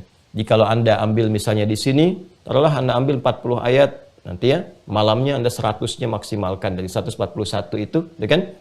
Ya. Jadi ini ambil 41, malamnya 100-nya. Atau silahkan formulasikan yang sekiranya ambil sebagian siang, malamnya bisa dioptimalkan. Seperti ya Anda nyamannya bisa menunaikan itu. Ya. Baik, ini gambarannya qiraat. Nah, kalau sudah terbiasa baca, naikkan lagi, ya. 2 kali hatam, 3 kali hatam, 4 kali hatam. Tujuannya apa? Untuk melatih kedekatan kita dengan Al-Quran. Jadi membaca itu kan pintu pembuka yang mengantarkan kita pada ketertarikan untuk memahami satu isi. Nggak mungkin orang baca kalau nggak pengen tahu isinya. Kan normalnya begitu. Ya, Anda untuk apa baca buku saya misalnya? Untuk tahu isinya. Kalau nggak pengen tahu isi, ngapain dibaca? Ya, itu kan normal. Cuman kan Al-Quran mukjizat. Ya, ini menarik tuh. Al-Quran itu satu-satunya. Ini kalau bukan firman Allah, nggak mungkin begini. Siapa yang menggerakkan kita untuk baca? Sekarang coba tanyakan. Apakah semua orang yang baca Quran sekarang tahu isinya? Itu satu. Yang lebih dahsyat lagi, apakah semua orang baca Quran sekarang membaca untuk tahu isinya? Belum tentu. Ya, ada yang baca, yang pengen baca aja. Ada yang baca, yang pengen ketenangan. Ada yang baca untuk mendapatkan berkah. Ada yang baca ingin mendapatkan rahmat, ingin mendapatkan syifa dan sebagainya. Ya, ini menunjukkan bahwa Al-Quran itu bukan kitab biasa, itu firman Allah. Ini buktinya. Ya, karena kalau buatan manusia, normalnya dibaca itu supaya pengen tahu. Jadi kalau ada kitab yang disucikan, yang orang bacanya cuma sekedar pengen tahu, berarti itu kitab biasa. Ya, tapi Al-Quran lain. Coba silakan cek, apakah ada orang-orang yang bahkan sampai ke level hafal pun belum tentu tahu isinya. Tahu maknanya, kan? Dia bisa mengulang lafadznya, tapi belum tentu tahu isinya. Ya, kenapa? Karena dalam interaksi dengan Al-Quran, nih Allah membagi pada 3 bagian untuk mendapatkan bagian keberkahan. Dan dari setiap level, setiap stepnya, itu punya manfaatnya sendiri. Nanti orang yang rajin baca Al-Quran, nih dari qiraat saja, dia akan minimal mendapatkan 3-5 hal. Saya ambil 3 aja yang pokok lah supaya cepat. Ya. 3 hal. 1, ada kelembutan. Berubah menjadi lebih lembut, lebih baik. Jadi kalau ingin melatih anak-anak di kemudian hari jadi lembut, lebih baik. Atau ingin mendapati suami yang lembut, itu kan. Nah, istri yang lembut, yang baik. Jadi ahli Quran. Jadi ahli Quran. Ya, jadi kalau jadi ada ahli Quran galak, itu jadi pertanyaan. Maaf ya, itu batuknya batuk aneh. Maksudnya, ya kok bisa gitu ya ahli Quran nggak lembut tuh aneh, menurut saya aneh. Dan karena silahkan tanya deh pada ulama manapun, itu biasanya orang tahu tuh kalau sudah jadi ahli Quran pasti lembut. Ya, jadi kenapa? Karena ayat-ayat Quran itu berbeda gitu ya. Menggerakkan jiwa itu pada sesuatu yang baik, yang enak, yang nyaman, ya, yang teduh. Nah, itulah. Itu gambaran pertama. Ya. Yang kedua, teman-teman sekalian, ada khas dalam Al-Quran itu Allah turunkan rahmat. Ya. Sudah? Rahmat. Rahmat itu maknanya luas sekali. Luas sekali. Ya, karunia yang terbentang, nyaris tanpa batas. Ya. Nyaris tanpa batas. Baik. Kalau diarahkan ke Allah jelas. Tanpa ada batasan. Nggak ada nyaris lagi. Ya, kalau diarahkan kepada Allah subhanahu wa ta'ala. Jika wasi'at rahmatu kulla syai'. Ya, menjangkau semuanya tanpa ada batasan sama sekali. Ya, tapi bagi kita saat menerima itu, ya kan? Nah, itu kan diukur berdasarkan maslahat kita. Ya, maslahat nggak kalau kita terima sekarang, ya kan? Maka manusianya yang melihat itu seakan-akan, wah saya nggak dapat, padahal tidak.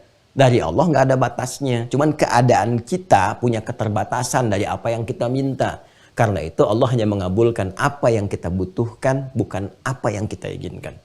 Mas, ini kalimatnya dalam sekali ya, dalam sekali. Jadi mencernanya harus dengan dalam. Saya sengaja naikkan levelnya supaya ada stimulus untuk berpikir lebih dalam. Ya.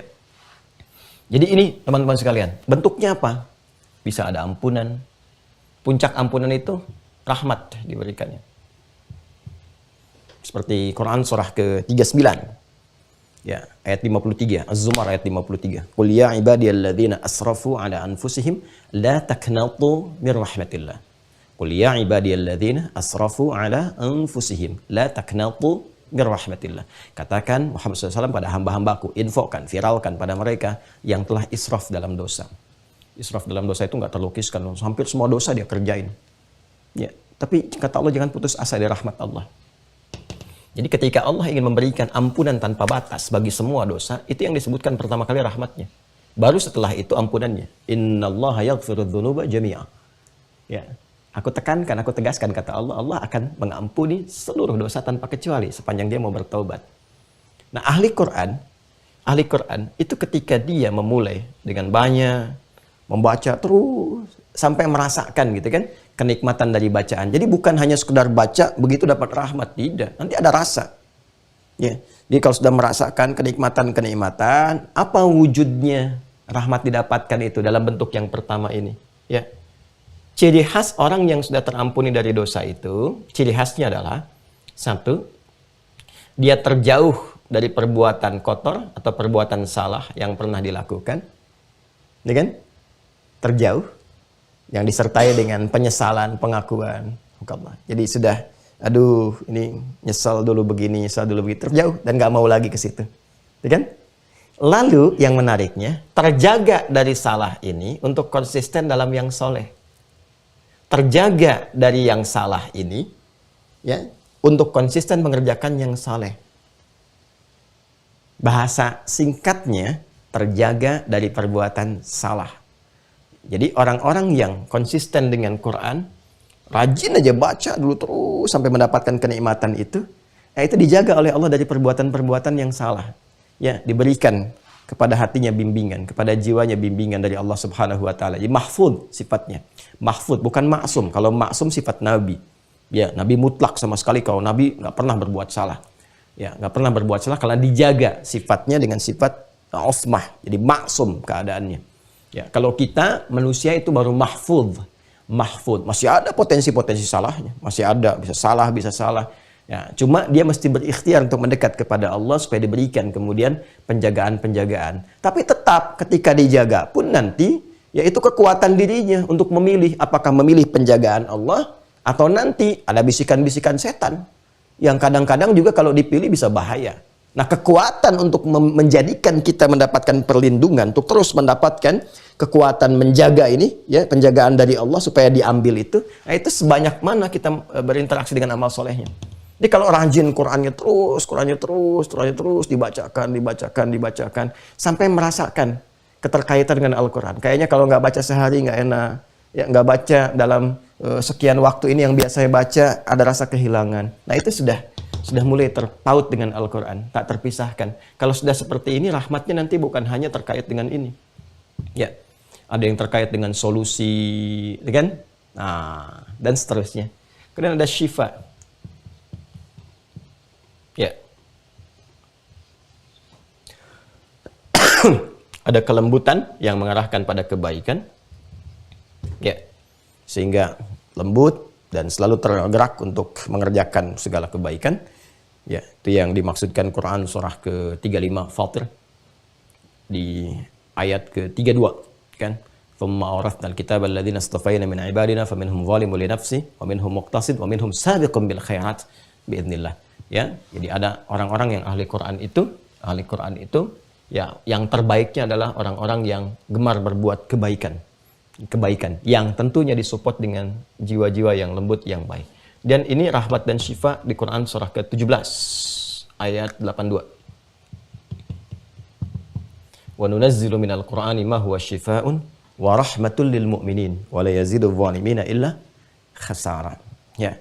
Syifa itu ada dua maknanya. Satu, obat bagi penyakit hati. Ya, obat bagi penyakit hati. Iri, ya kan? Dendam, ria, yang jelek-jelek lah, yang dari hati itu. Ya, nah itu diobatinya dengan syifa. Makanya saya sering katakan susah kalau mau berobat ke rumah sakit, misalnya ke klinik, nggak ada. Poli hati itu nggak ada. Ya, poli gigi ada, poli mata ada. Ya, tapi polihati dalam artian roh, obat untuk jiwa, ya, obat untuk keadaan nafas, keadaan jiwa, itu nggak ditemukan. Nah, namanya syifa. Obat itu salah satunya apa? Dari Al-Quran, interaksi dengan Al-Quran. Orang yang rajin baca Quran, itu Allah akan jaga dan dibebaskan dari kondisi hati yang kotor, yang buruk. Sehingga kita bisa menatap segala sesuatu dengan jernih. Nah, kalau sudah jernih nanti akan terbuka. Kita mengerti melihat sesuatu itu. Oh, ini maksudnya begini. Oh, dia menulis ini tuh kayaknya rasanya ke sini. Oh, ini sedang gelisah. Oh, ini masuk ke sini tuh karena ini. Oh, ini dia begini cuma pura-pura dan sebagainya. Nanti itu Allah berikan satu rasa pada jiwanya yang melahirkan firasatul mu'min. Sehingga Nabi mengatakan firasatul mu'min haqqa. Ya, kadang-kadang firasat insan beriman itu, kata Nabi itu nyata karena dibimbing oleh Allah Subhanahu wa ta'ala dalam kondisi-kondisi tertentu yang Allah perkenankan, ya. Tapi bisa merasakan. Nah, ini syifa.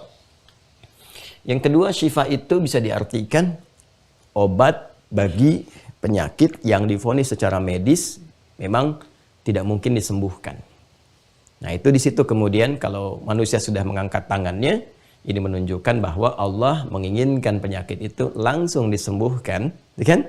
Tanpa adanya campur tangan manusia, yaitu dengan amalan-amalan yang Allah turunkan, salah satunya nanti itu dengan Al-Quran.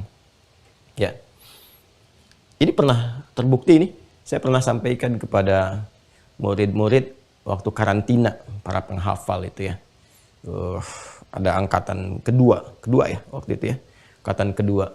Tapi saya selalu kisahkan di setiap angkatan tentang kisah Al-Imam Al-Bukhari. Bagaimana mendapatkan keberkahan Al-Quran yang saat mengaji, kemudian minta doa sama ibunya. Alhamdulillah penyakit yang divonis itu buta permanen. Ternyata bisa melihat kembali. Saya ajarkan beberapa itu kisah, kemudian ayat dalam Al-Quran. Ini yang pernah diamalkan, ini ayat-ayat begini. Itu ya, Masya Allah. Tiba kemudian saya nggak tahu kalau ada satu di antara peserta karantina itu yang sebelah matanya divonis permanen, buta.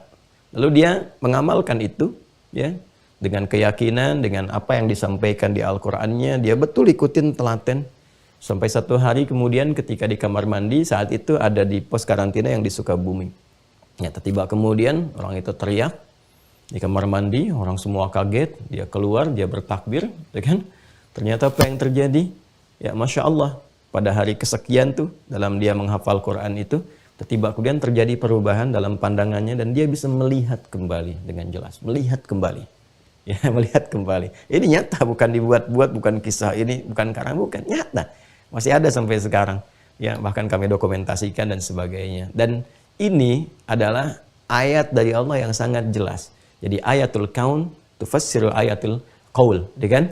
Jadi ayat Allah ditampilkan untuk menafsirkan ayat yang tertuliskan, yang tergambarkan. Nah, ini gambarannya teman-teman sekalian, ini syifa. Nah, jadi jangan dikira interaksi dengan Quran gak ada manfaatnya. Nah, jadi ini yang pertama, ini qiraat. Ya, ayo berlomba-lomba kita interaksi untuk membaca sampai dihatamkan. Ini pengantar, ya kan? Kalau pada ulama-ulama yang hebat-hebat, yaitu tidak usah sampai ke sana levelnya lah, tapi jadikan motivasi untuk ya setidaknya mendekati. Kalau Imam Syafi'i kan bisa sehari 2 kali hatamnya, siang malam, siang sekali, malam sekali, karena memang libur. Ya, ngaji libur, ngajar libur, semua untuk ibadah. Jadi dimaksimalin siangnya, malamnya dan sebagainya. Kan pada umumnya kita beraktivitas ya, jadi silahkan dioptimalkan. Yang penting jangan kehilangan berkahnya.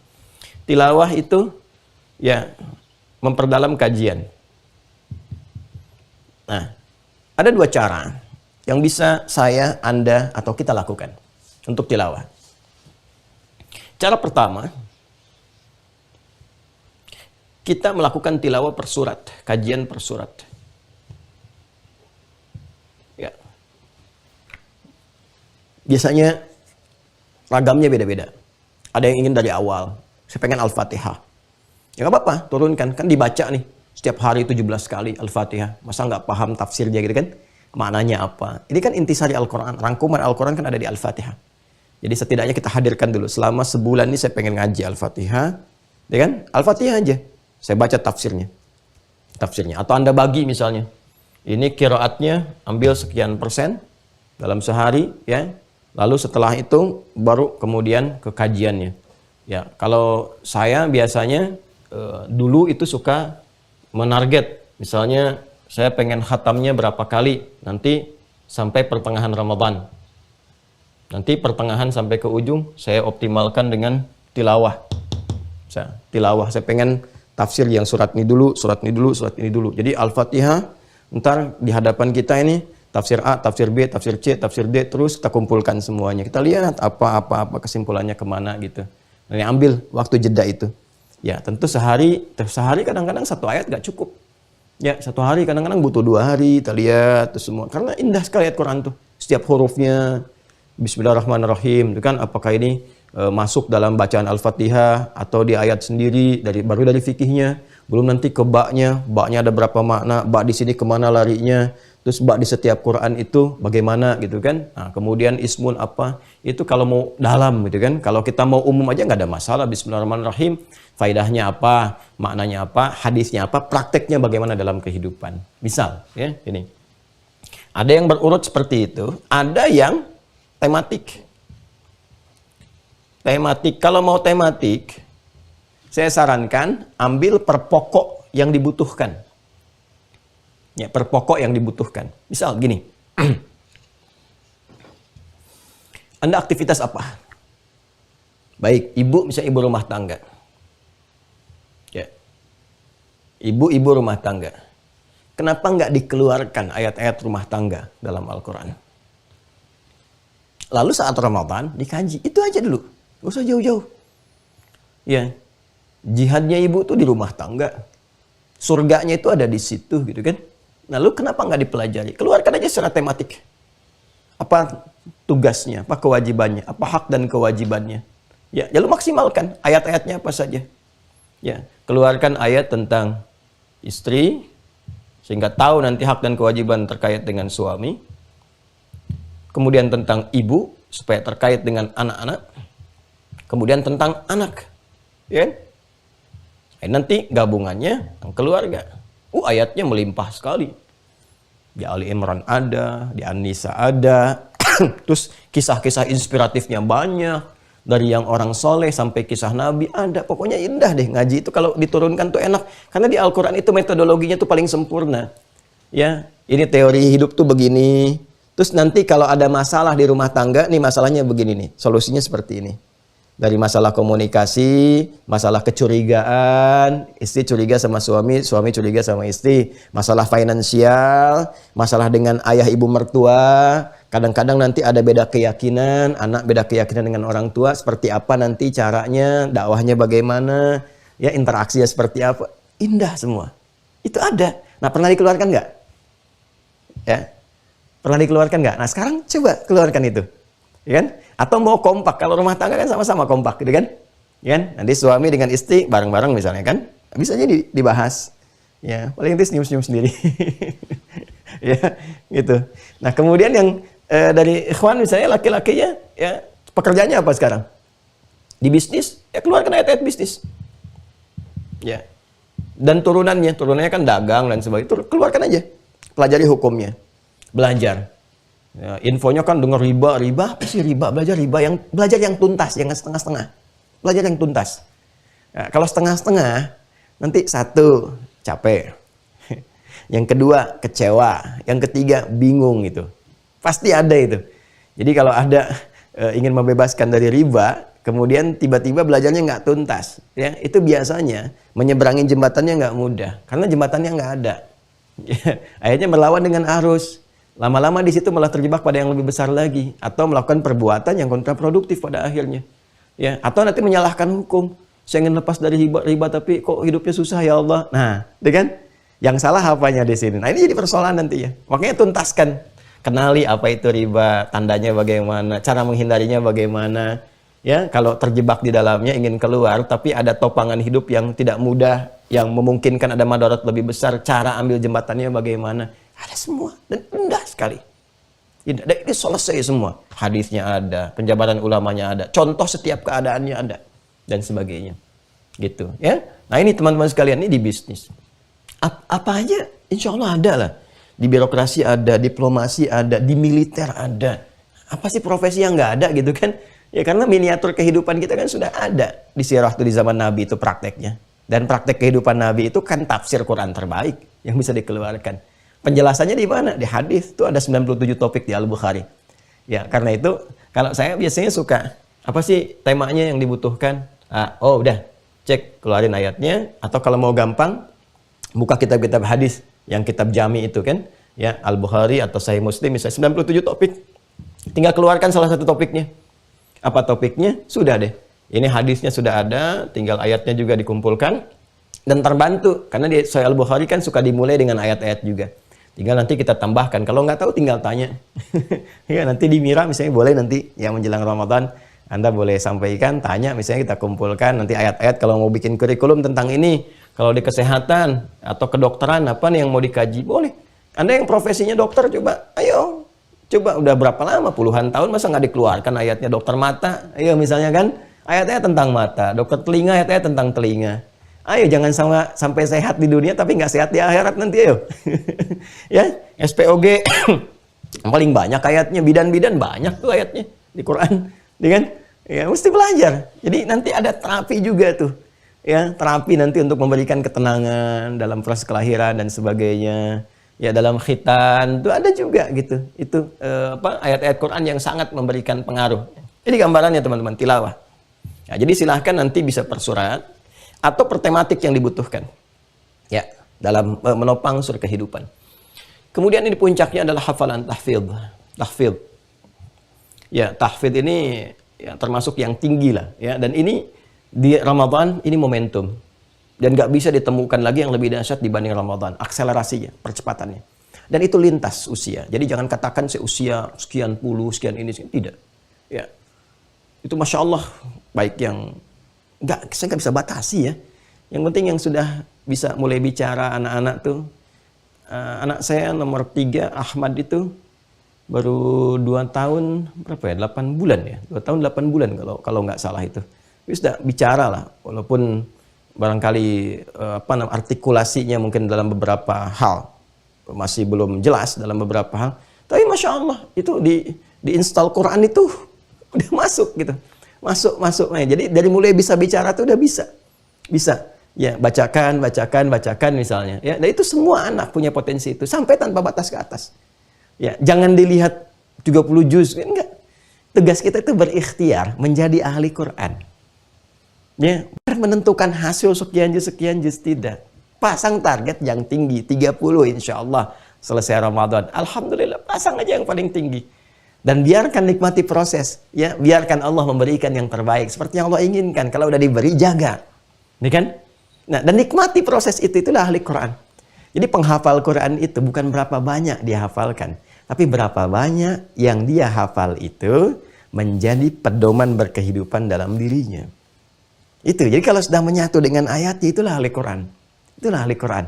Ya, tapi selama hidupnya dia terus. Jadi yang hafal 30 juz saja menjaga. Ya kan? Nah, yang belum masuk ke situ terus berusaha sampai kehidupan berakhir. Itulah ahli Al-Quran. Ya, jadi manfaatkan nih menghafal ini. Nanti insya Allah di STWH juga akan dibuka lagi tuh karantina 30 juz. Ya, nanti gabung ya di karantina STWH itu teman-teman di Mira ya. Gabung itu nanti ada karantina 30 juz. Ya 30 hari. Ya, tahun kemarin Masya Allah ya ada yang dapat 30 juz ya dalam 30 hari. Dan itu nggak sedikit. Nggak sedikit. Ada berapa banyak? 15 orang. Masya Allah, 15 orang tuh. 30 juz, 30 hari. Ya, kemarin terbatas pesertanya karena memang muslimnya juga terbatas. Sekarang ada muslim 100 orang kurang lebih. Ya, jadi kalau 100 orang, satu orang bisa nangani 5 lah, terima setoran misalnya kan. Ya, ada 500 mungkin bisa dibuka itu. Ya, Alhamdulillah, ayo semangat. Nanti bisa dikontrol sehingga bisa maksimal didapatkan. Nanti kalau sudah dapat ini Masya Allah nggak terlukiskan nih. Ya nggak terlukiskan, jadi memudahkan qiraat, memudahkan tilawah, mudah semua nih, dan memudahkan kehidupan pada umumnya. Nah ini bagian pertama, interaksi dengan Al-Quran. Jadi Anda bisa kemudian memulai dari sekarang, disiapkan ya, siapkan. Jadi sekarang sudah siap-siap, kasih catatan, disiapkan. Nah siapkan untuk 30 harinya, bikin tabel ya. Insya Allah saya tidak menjanjikan tapi akan berusaha coba menampilkan satu contoh gitu kan. Nah supaya nanti dari tabel itu yang di Mira ya nanti bisa download, coba dimasukkan untuk persiapan Ramadannya. dalam sehari 1 sampai 30 hari misalnya kan. Ya, misal saja dimulai awal sampai dengan akhirnya. Hari pertama terus ya. 1 juz selesai tidak dibagi 5 waktu misalnya kan. Selesai tidak terus hari kedua sampai dengan hari yang terakhir. Nanti konsep hafalan juga ada dengan sendirinya. Dan Anda yang sudah terhubung dengan Mira, insya Allah sudah mendapatkan yang 3 paket itu kan. Jadi metodenya udah dikasih tuh. Ya, kan ada makna ayat puasa, catatan penuntut ilmu, sama yang 3 buku itu kan. Ya kan? Yang 1 metode at-taisir itu dibaca. Bukan untuk dipegang, ya, dibaca ya, bukan untuk disimpan. Bukan kenang-kenangan itu. Itu hati-hati. Kalau yang 2 itu yang Anda infak itu, yang 2 itu makna ayat puasa sama apa namanya?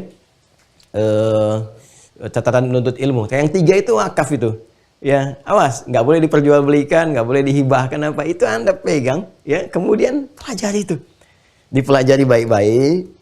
Dari situ kemudian yang 2-nya digunakan murajaah. Itu insya Allah. Nanti kita belajar sama-sama. Insya Allah, ya. Nanti dengan yang di STWH, semua gabung. Nanti saya tunjukkan kalau sudah hatam yang ini selesai, kan kita bertahap. Pelan-pelan, nanti pindah ke Quran. Ya, dari mulai bacaan sampai metode. Itu buku murajaah, insya Allah teman-teman. Itu kan nggak sembarangan gitu ya. Murajaah itu yang ini. Nah, ini ya. Nah, ini metodenya, ya. Nanti tinggal cek videonya kan. Kalau teman-teman mau lihat, tinggal cek, nanti tinggal maksimalkan, sempurnakan. Kalau ke sistem ke STWH. Kemudian di sini yang murajaahnya ini kalau Anda sudah optimalkan, insya Allah ini desainnya dengan izin Allah, desainnya itu bisa hafal, mungkin sama juga nomor, sama peta Qurannya, posisinya dan sebagainya.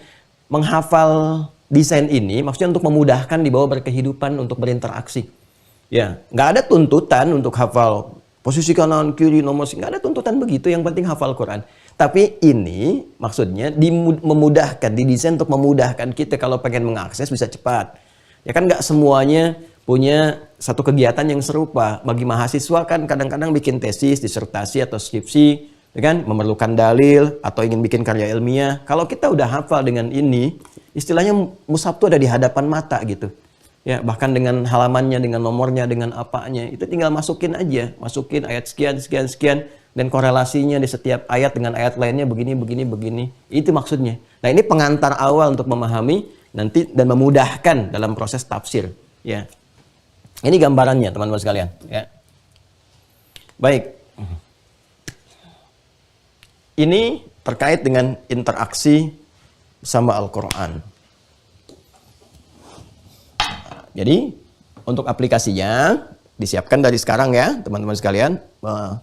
Implementasikan ini semua, siapkan dari sekarang. Kalau di buku catatan penuntut ilmu, kasih memo. Insya Allah nanti dari kami, kita bikinkan semacam kolomnya, khusus untuk Ramadan tahun ini, untuk melatih saja, melatih. Ya, supaya nanti kalau tercatatkan kan terasa evaluasinya gitu, kelihatan. Tapi kalau cuma bayang-bayangkan atau cuma digambarkan biasa, motivasinya nggak terlihat, jadi nggak ada perbandingan. Kalau dicatatkan terlihat perbandingannya. Ya, ibu kan suka ngambil catatan keuangan untuk membedakan bulan ini dengan bulan kemarin, jadi kelihatan kan. Nah, sekarang catatan amalannya seperti apa? Kalau kita melihat catatan Qurannya terlihat, ya teman-teman, ikhwan, kelihatan seperti itu evaluasinya lebih enak untuk dilakukan. Ini satu yang kita bahas. Kemudian yang selanjutnya adalah menggiatkan sedekah atau infak. Apa itu infak? Dan bagaimana detil kemudian penjabaran ini semua? Nah, itu besok. Insya Allah kita bahas. Ya, sudah jam 7 sekarang. Ya, itu besok kita uraikan lagi. Ya, yang di Zoom udah pada nengok-nengok. Baik, karena ini hari aktif ya, untuk mulai beraktivitas. Besok insya Allah kita mulai. Yang sekarang saya beri PR dulu masing-masing untuk menyiapkan yang bagian pertama, interaksi dengan Al-Quran, supaya nanti formulasi ke depannya mudah untuk dilakukan.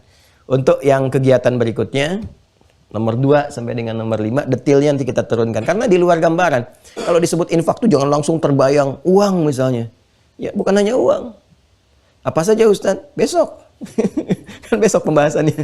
Nanti besok kita bahas insya Allah. Ya, semoga Allah berikan kelapangan bagi kita. Alhamdulillah ya Allah, alhamdulillah, alhamdulillah.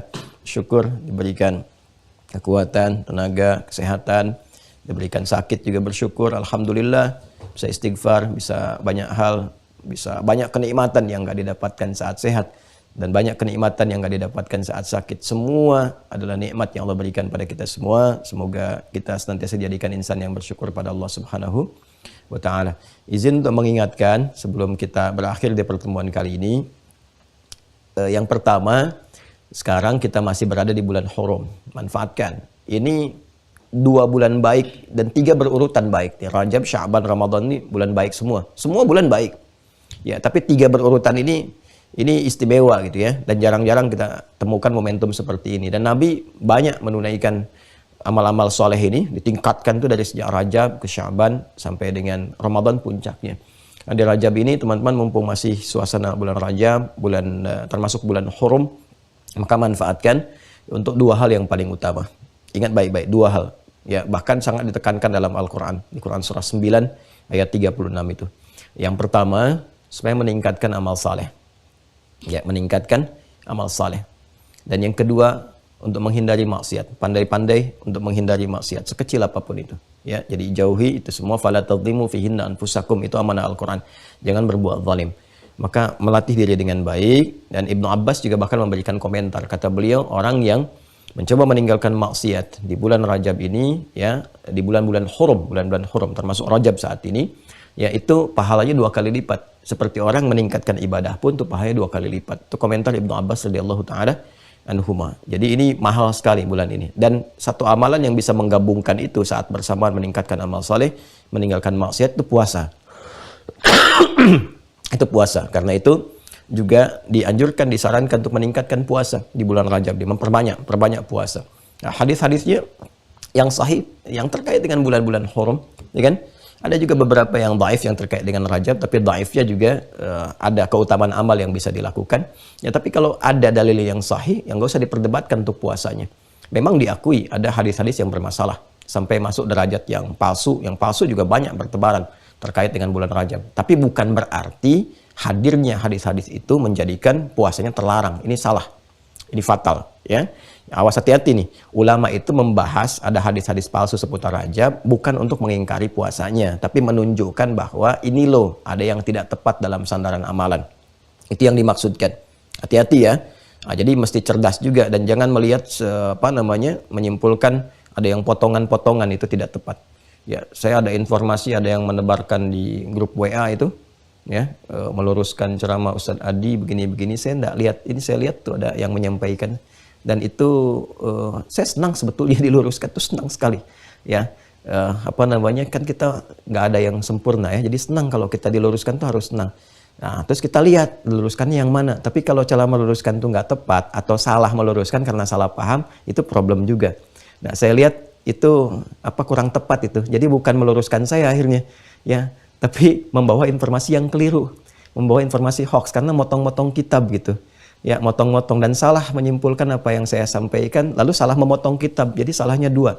Satu, salah menyimpulkan. Saya itu termasuk supporter saum Rajab. Karena masuk dalam saum Hurum. Ya, boleh, silahkan perbanyak, silahkan tingkatkan. Jadi saya yang mendorong, tingkatkan puasa di siang harinya, malam harinya tunaikan ibadah qiyam dan seterusnya. Silahkan. Tapi juga saya termasuk yang menganjurkan waspada, ya, terhadap hadis-hadis yang palsu. Jadi jangan menyandarkan kepada yang palsunya, ambil yang sahihnya. Nah, itu nanti ada Imam Ibnu Hajar Al-Asqalani yang mengingatkan itu dalam kitabnya Tabyinul Ujab, ya, fi mawarada fi syahri Rajab. Nanti beliau menguraikan hadis-hadisnya, ini yang palsunya, ini yang bermasalahnya. Baca nanti. Lalu beliau juga mengutip. Ini komentarnya Imam Dhahabi. Imam Dhahabi itu 673 Hijrah. Imam Ibnu Hajar Al-Asqalani 773 Hijrah. Nah, tapi ada memang yang berlebihan, yang dari hadis ini langsung mengatakan nggak ada puasa Rajab, ya, nggak boleh puasa. Nah, ini yang salah, ini yang tidak tepat, ya. Jadi hadis palsu itu dimunculkan, teman-teman sekalian. Memang motivasinya terlihat seperti benar supaya ngajak orang puasa, cuman caranya salah. Yang salah itu caranya, bukan puasanya. Kalau puasanya nggak ada masalah, karena termasuk bulan Hurum. Ambil hadis yang sahihnya.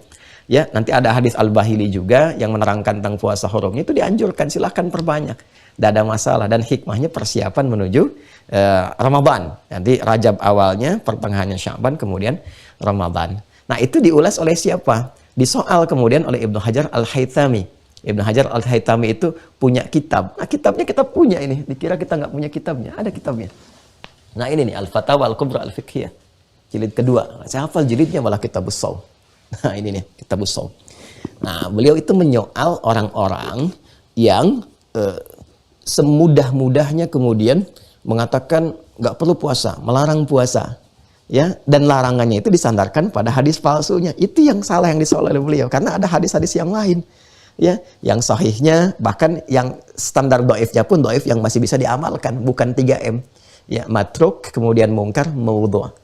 Nah, lalu saya perhatikan tuh ada yang nyebar di grup WA, dia motong-motong gitu, ya. Saya kan udah baca kitabnya, bahkan saya hafal ini, ya, isi yang di kitab Shaum ini dikutip itu saya hafal karena saya sudah baca. Jadi dipotong nih, paragraf ini dipindahin ke sini, hanya untuk menyusun satu narasi bahwa meluruskan Ustaz Adi Hidayat. Itu keliru itu. Ya, jadi keliru paham tentang apa yang saya sampaikan. Yang kedua, keliru mengutip isi kitab ini. Kita punya 4 jilid, ini hanya mengutip satu kalimat di paragraf ini, ambil di paragraf ini lagi. Ya, nah, jadi hati-hati itu ya, hati-hati. Ya, kalau saya pribadi senang kalau diluruskan, malah senang. Ya, tapi meluruskan dengan cara yang benar, ya, mengambil yang benar. Dan kalau memang kita dapati kita keliru, langsung kita katakan dengan segala kerendahan hati, kemarin keliru, yang benar begini. Nah, seperti yang Fulan katakan atau ini katakan. Alhamdulillah, kalau ada seperti itu, kita bersyukur pada Allah Subhanahu wa Ta'ala. Nah, karena itu saya suka melarang. Bahkan mengatakan kepada tim, jangan diperkenankan kalau ada yang memotong video. Karena khawatirnya apa? Salah mengambil cuplikan sehingga salah disimpulkan. Atau bahkan sekarang suka dikasih judul yang aneh-aneh tuh. Ya, judulnya A, judulnya B, judulnya C. Padahal mungkin maksud ceramahnya bukan ke situ. Nah, itu yang berbahaya. Nah, jadi teman-teman sekalian, saya ingin kembali mengatakan bahwa manfaatkan, karena kurang lebih sebentar lagi tersisa. Kurang dari 10 hari lagi selesai bulan Rajab. Minimal kata para ulama, seharilah puasa untuk mendapatkan bagian dari keutamaan bulannya. Itu satu, ya. Kemudian yang kedua, masih ada yang bertanya tentang mira, ya. Saya kira masih ada itu kuota sesuai dengan kitab yang sudah kita siapkan untuk memulai awal dasar angkatan kedua. Mungkin ada beberapa paket lagi, saya mungkin lihat tersisa nggak lebih dari 200-an ya. Jadi kalau ada yang masih bertanya, silahkan cek saja nanti di Wah Corner untuk terhubung ke situ. Silahkan bisa dioptimalkan, mudah-mudahan Anda bisa masuk kepada gelombang angkatan kedua yang disiapkan. Nah, teman-teman yang ketiga, insya Allah di hari Rabu ya, kita akan memulai Rabu yang ini, yang sekarang, yang kemarin ketika kita akan eksekusi, kita mulai ternyata tim arsitek semua itu terkena COVID sehingga harus karantina semua. Alhamdulillah berkat doa kita semua sudah sehat semuanya, sudah baik dan sebagainya. Saya sendiri kena gejala tipes, nggak ada kaitan sama COVID karena dari seharian sampai besoknya lagi, nah itu nggak berhenti aktivitas terus. Kemudian pas memang lagi ada terasa udah mulai lemah. Ternyata masih ada janji untuk mengajar di 2 sesi dan memberikan keterangan ahli pada 1 kasus gitu ya. Jadi saya lakukan, setelah itu alhamdulillah malamnya langsung harus istirahat selama 3 hari. Alhamdulillah sekarang sudah mulai kembali. Jadi hari Rabu kita akan memulai dan semua tim, full tim. Jadi ada arsitek, ada kita juga bergerak ke lokasi. Insya Allah kita akan ngambil video dari sana untuk menunjukkan kepada teman-teman bahwa pembangunan pesantren sudah akan dimulai untuk yang pesantren ya. Kalau yang SD kan sudah tinggal mungkin 15% lagi. Selesai, tuntas. Mudah-mudahan Ramadan sudah selesai. Jadi pasca Ramadan nanti saya bisa mengundang juga yang di Mira ya secara zonasi untuk mencoba aulanya. Kalau yang pesantren mungkin masih butuh waktu. Tapi mari kita sama-sama bangun. Ya, jadi saya masih membuka kesempatan untuk ada kesempatan wakaf. Bukan donasi, saya nggak minta donasi. Ya, saya punya Allah untuk bisa mencukupkan semua. Tapi saya hanya memberikan gambaran, ini ada lahan untuk wakaf yang kita buka dan alhamdulillah sebagian juga sudah kita siapkan. Dan mudah-mudahan kalau sudah tercukupi juga kami akan tutup. Akan dimulai dari struktur sekarang. Akan dimulai dari struktur dulu selama berapa waktu ke depan. Nanti saya sampaikan ke teman-teman kebutuhan dan sebagainya. Struktur ini yang paling bagus. Ya, kalau untuk wakaf, karena struktur ini kan nggak akan berubah apapun karena dari dalam semua ditanam dan seterusnya. Jadi kalau sudah selesai, tinggal nanti bangun spot-spotnya. Ya, masjid. Kalau masjid sudah ada, sudah maaf Anda nggak punya kesempatan di masjid karena masjid sudah tertutup. Masjid sudah selesai, tinggal nanti ada asrama, ada yang lain-lainnya, nanti ada spotnya, atau kita semua pada aspek-aspek yang bisa terkait. Kalau sudah selesai, saya katakan sudah terpenuhi, sudah cukup. Nanti kita tinggal manfaatkan saja dan niatkan semua karena Allah. Itu semuanya, dari mulai suratnya, dari mulai tanahnya, dari semua asetnya, nggak ada satupun untuk milik pribadi, semuanya ditujukan untuk wakaf, ya kan? Dan memang itu untuk mencetak ulama saja. Jadi kalau anak-anak Bapak Ibu mau ke situ, boleh. Syarat untuk masuknya 30 juz Al-Quran. Masih ada waktu 2 tahun dari sekarang. Boleh, 2024 ya, baru mulai. Makanya saya kan suka ada, wah 2024. Nah itu maksudnya pesantren jadi. Nah itu nanti 30 juz baru bisa masuk, dan yang diterima hanya 40 orang. 20 ikhwan, 20 akhwat, dan hanya mendidik untuk calon ulama saja. Calon ulama, dan tidak profit di situ, tidak untuk cari uang. Makanya nanti cara pembiayaannya adalah saya dulu, saya bisa berapa dari semua kebutuhan, kalau bisa tercukupi maka gratis. Kalau ada sisa dari ketidakmampuan saya sementara, nanti baru dibagi kepada seluruh orang tua untuk bisa-bisa menyempurnakan sehingga itu milik semuanya. Itu karena tujuannya memang hanya untuk menyiapkan kadar ulama. Dan insya Allah kita niatkan tidak mencari sedikit pun dunia selesai. Kita nyiapin buat pulang aja. Baik ya, itu teman-teman sekalian, terima kasih untuk hari ini. Semoga Allah muliakan kita. Maafkan kalau ada yang kurang berkenan di pertemuan hari ini. Semoga Allah rahmati, semoga Allah muliakan, dan semoga Allah senantiasa menjaga, menyayangi kita semua. Allahumma taqabbal minna innaka antas sami'ul alim, wa tub alaina innaka antat tawwabur rahim. Rabbana Allahumma barik lana ya Allah fi hadha syahr Rajab, wa barik lana ya Allah warzuqna al-quwwata lina'mala fihi ma tuhibbuhu wa tarda. Allahumma barik lana ya Allah fi Sya'ban, wa balighna Sya'ban, wa balighna Ramadan, wa barik lana ya Allah kullal barakatil kamali fi syahril mubarak, fi syahri Ramadan. Allahumma rabbana atina fid dunya hasanah wa fil akhirati hasanah wa qina adzaban nar. Ati anfusana taqwaha wa zakkiha anta khairu man zakkaha anta waliyuha wa maulaha. Wa sallallahu ala sayyidina Muhammad wa ala alihi wa sahbihi ajma'in. Subhanakallahumma wa bihamdika nashhadu an la ilaha illa anta nastaghfiruka wa natubu ilaik. Walhamdulillahi rabbil alamin. Assalamualaikum warahmatullahi wabarakatuh.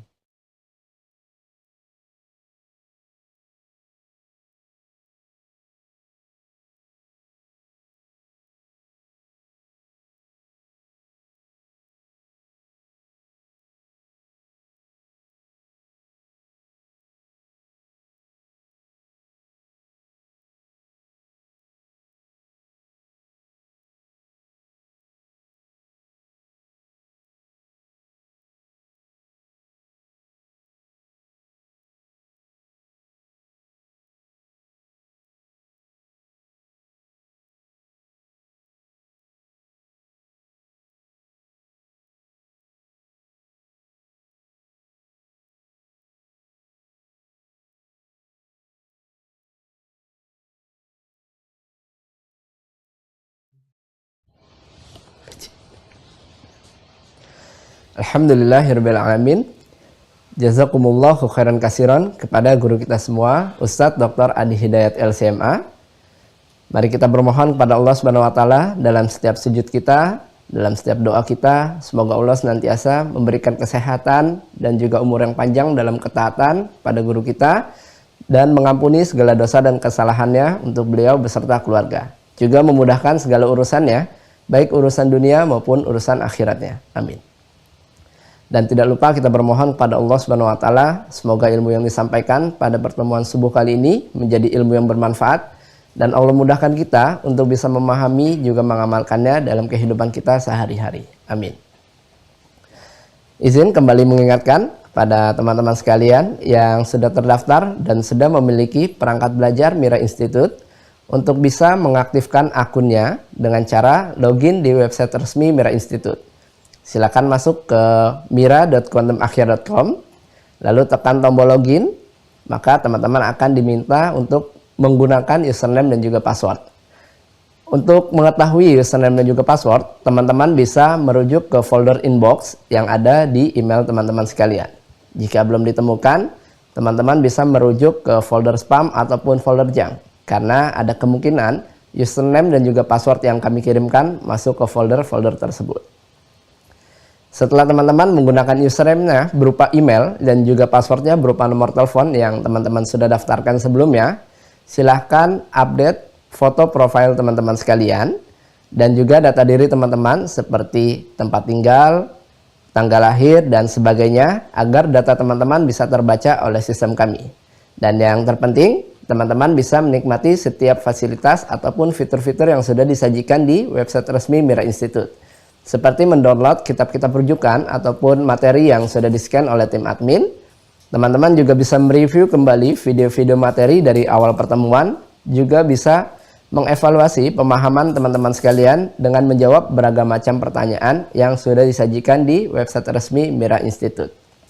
Dan yang terpenting, insya Allah jika kesempatannya sudah tiba, jika teman-teman sudah mengaktifkan akun, maka teman-teman berkesempatan untuk mendapatkan undangan sesi kajian offline bersama guru kita, Ustadz Dr. Adi Hidayat LCMA. Untuk itu, sekali lagi kami ingatkan, penting bagi teman-teman untuk bisa mengaktifkan akunnya. Dan bagi teman-teman yang sudah tergabung, jangan lupa untuk join di grup resminya Mira Institute yang ada di Facebook dan juga di Telegram. Silahkan dicari seperti yang sudah tertera pada layar teman-teman sekalian, nama grup Facebook di Facebook dan juga di Telegram ya. Dan bagi teman-teman yang baru tergabung, kami himbau untuk bisa mengikuti sesi materi dari awal pertemuan secara bertahap dari episode Muqaddimah bab akidah dan seterusnya secara bertahap agar pemahamannya bisa lebih maksimal dan pertemuan satu dengan pertemuan lain pemahamannya bisa tersambung dan juga terkorelasi. Jangan lupa untuk mengikuti ujian di setiap babnya agar teman-teman bisa lanjut ke bab berikutnya dan teman-teman mendapatkan kesempatan untuk mengikuti sesi Zoom bersama guru kita Ustadz Dr. Adi Hidayat LCMA. Dan bagi teman-teman yang masih menunggu untuk tergabung menjadi mahasantri di Mira Institute, teman-teman bisa mengambil manfaat dari pembelajaran di Mira Institute dengan cara mensubscribe YouTube channelnya Mira Institute. Pastikan logonya sesuai seperti yang ada pada layar teman-teman di bagian kiri atas. Dan bagi teman-teman yang ingin mengetahui video-video terbaru dari guru kita Ustadz Dr. Adi Hidayat LCMA, teman-teman bisa mensubscribe YouTube channelnya Adi Hidayat Official. Jangan lupa untuk tekan tombol loncengnya agar setiap notifikasi terbaru bisa langsung masuk ke perangkat teman-teman sekalian. Dan yang terakhir, bagi teman-teman yang ingin mengambil kesempatan atau mengambil peluang untuk berwakaf pesantren Mira Institute, teman-teman bisa menyalurkan melalui rekening Bank Syariah Indonesia dengan kode bank 451 dan nomor rekening 11144444142 atas nama Yayasan Mahat Islam Rafiah Akhyar seperti yang sudah tertera pada layar teman-teman sekalian. Baik, ini saja yang bisa kami sampaikan. Saya Fadil mewakili tim Mira yang bertugas. Jika ada hal yang kurang berkenan kami mohon maaf. Terima kasih atas perhatiannya. Assalamualaikum warahmatullahi wabarakatuh.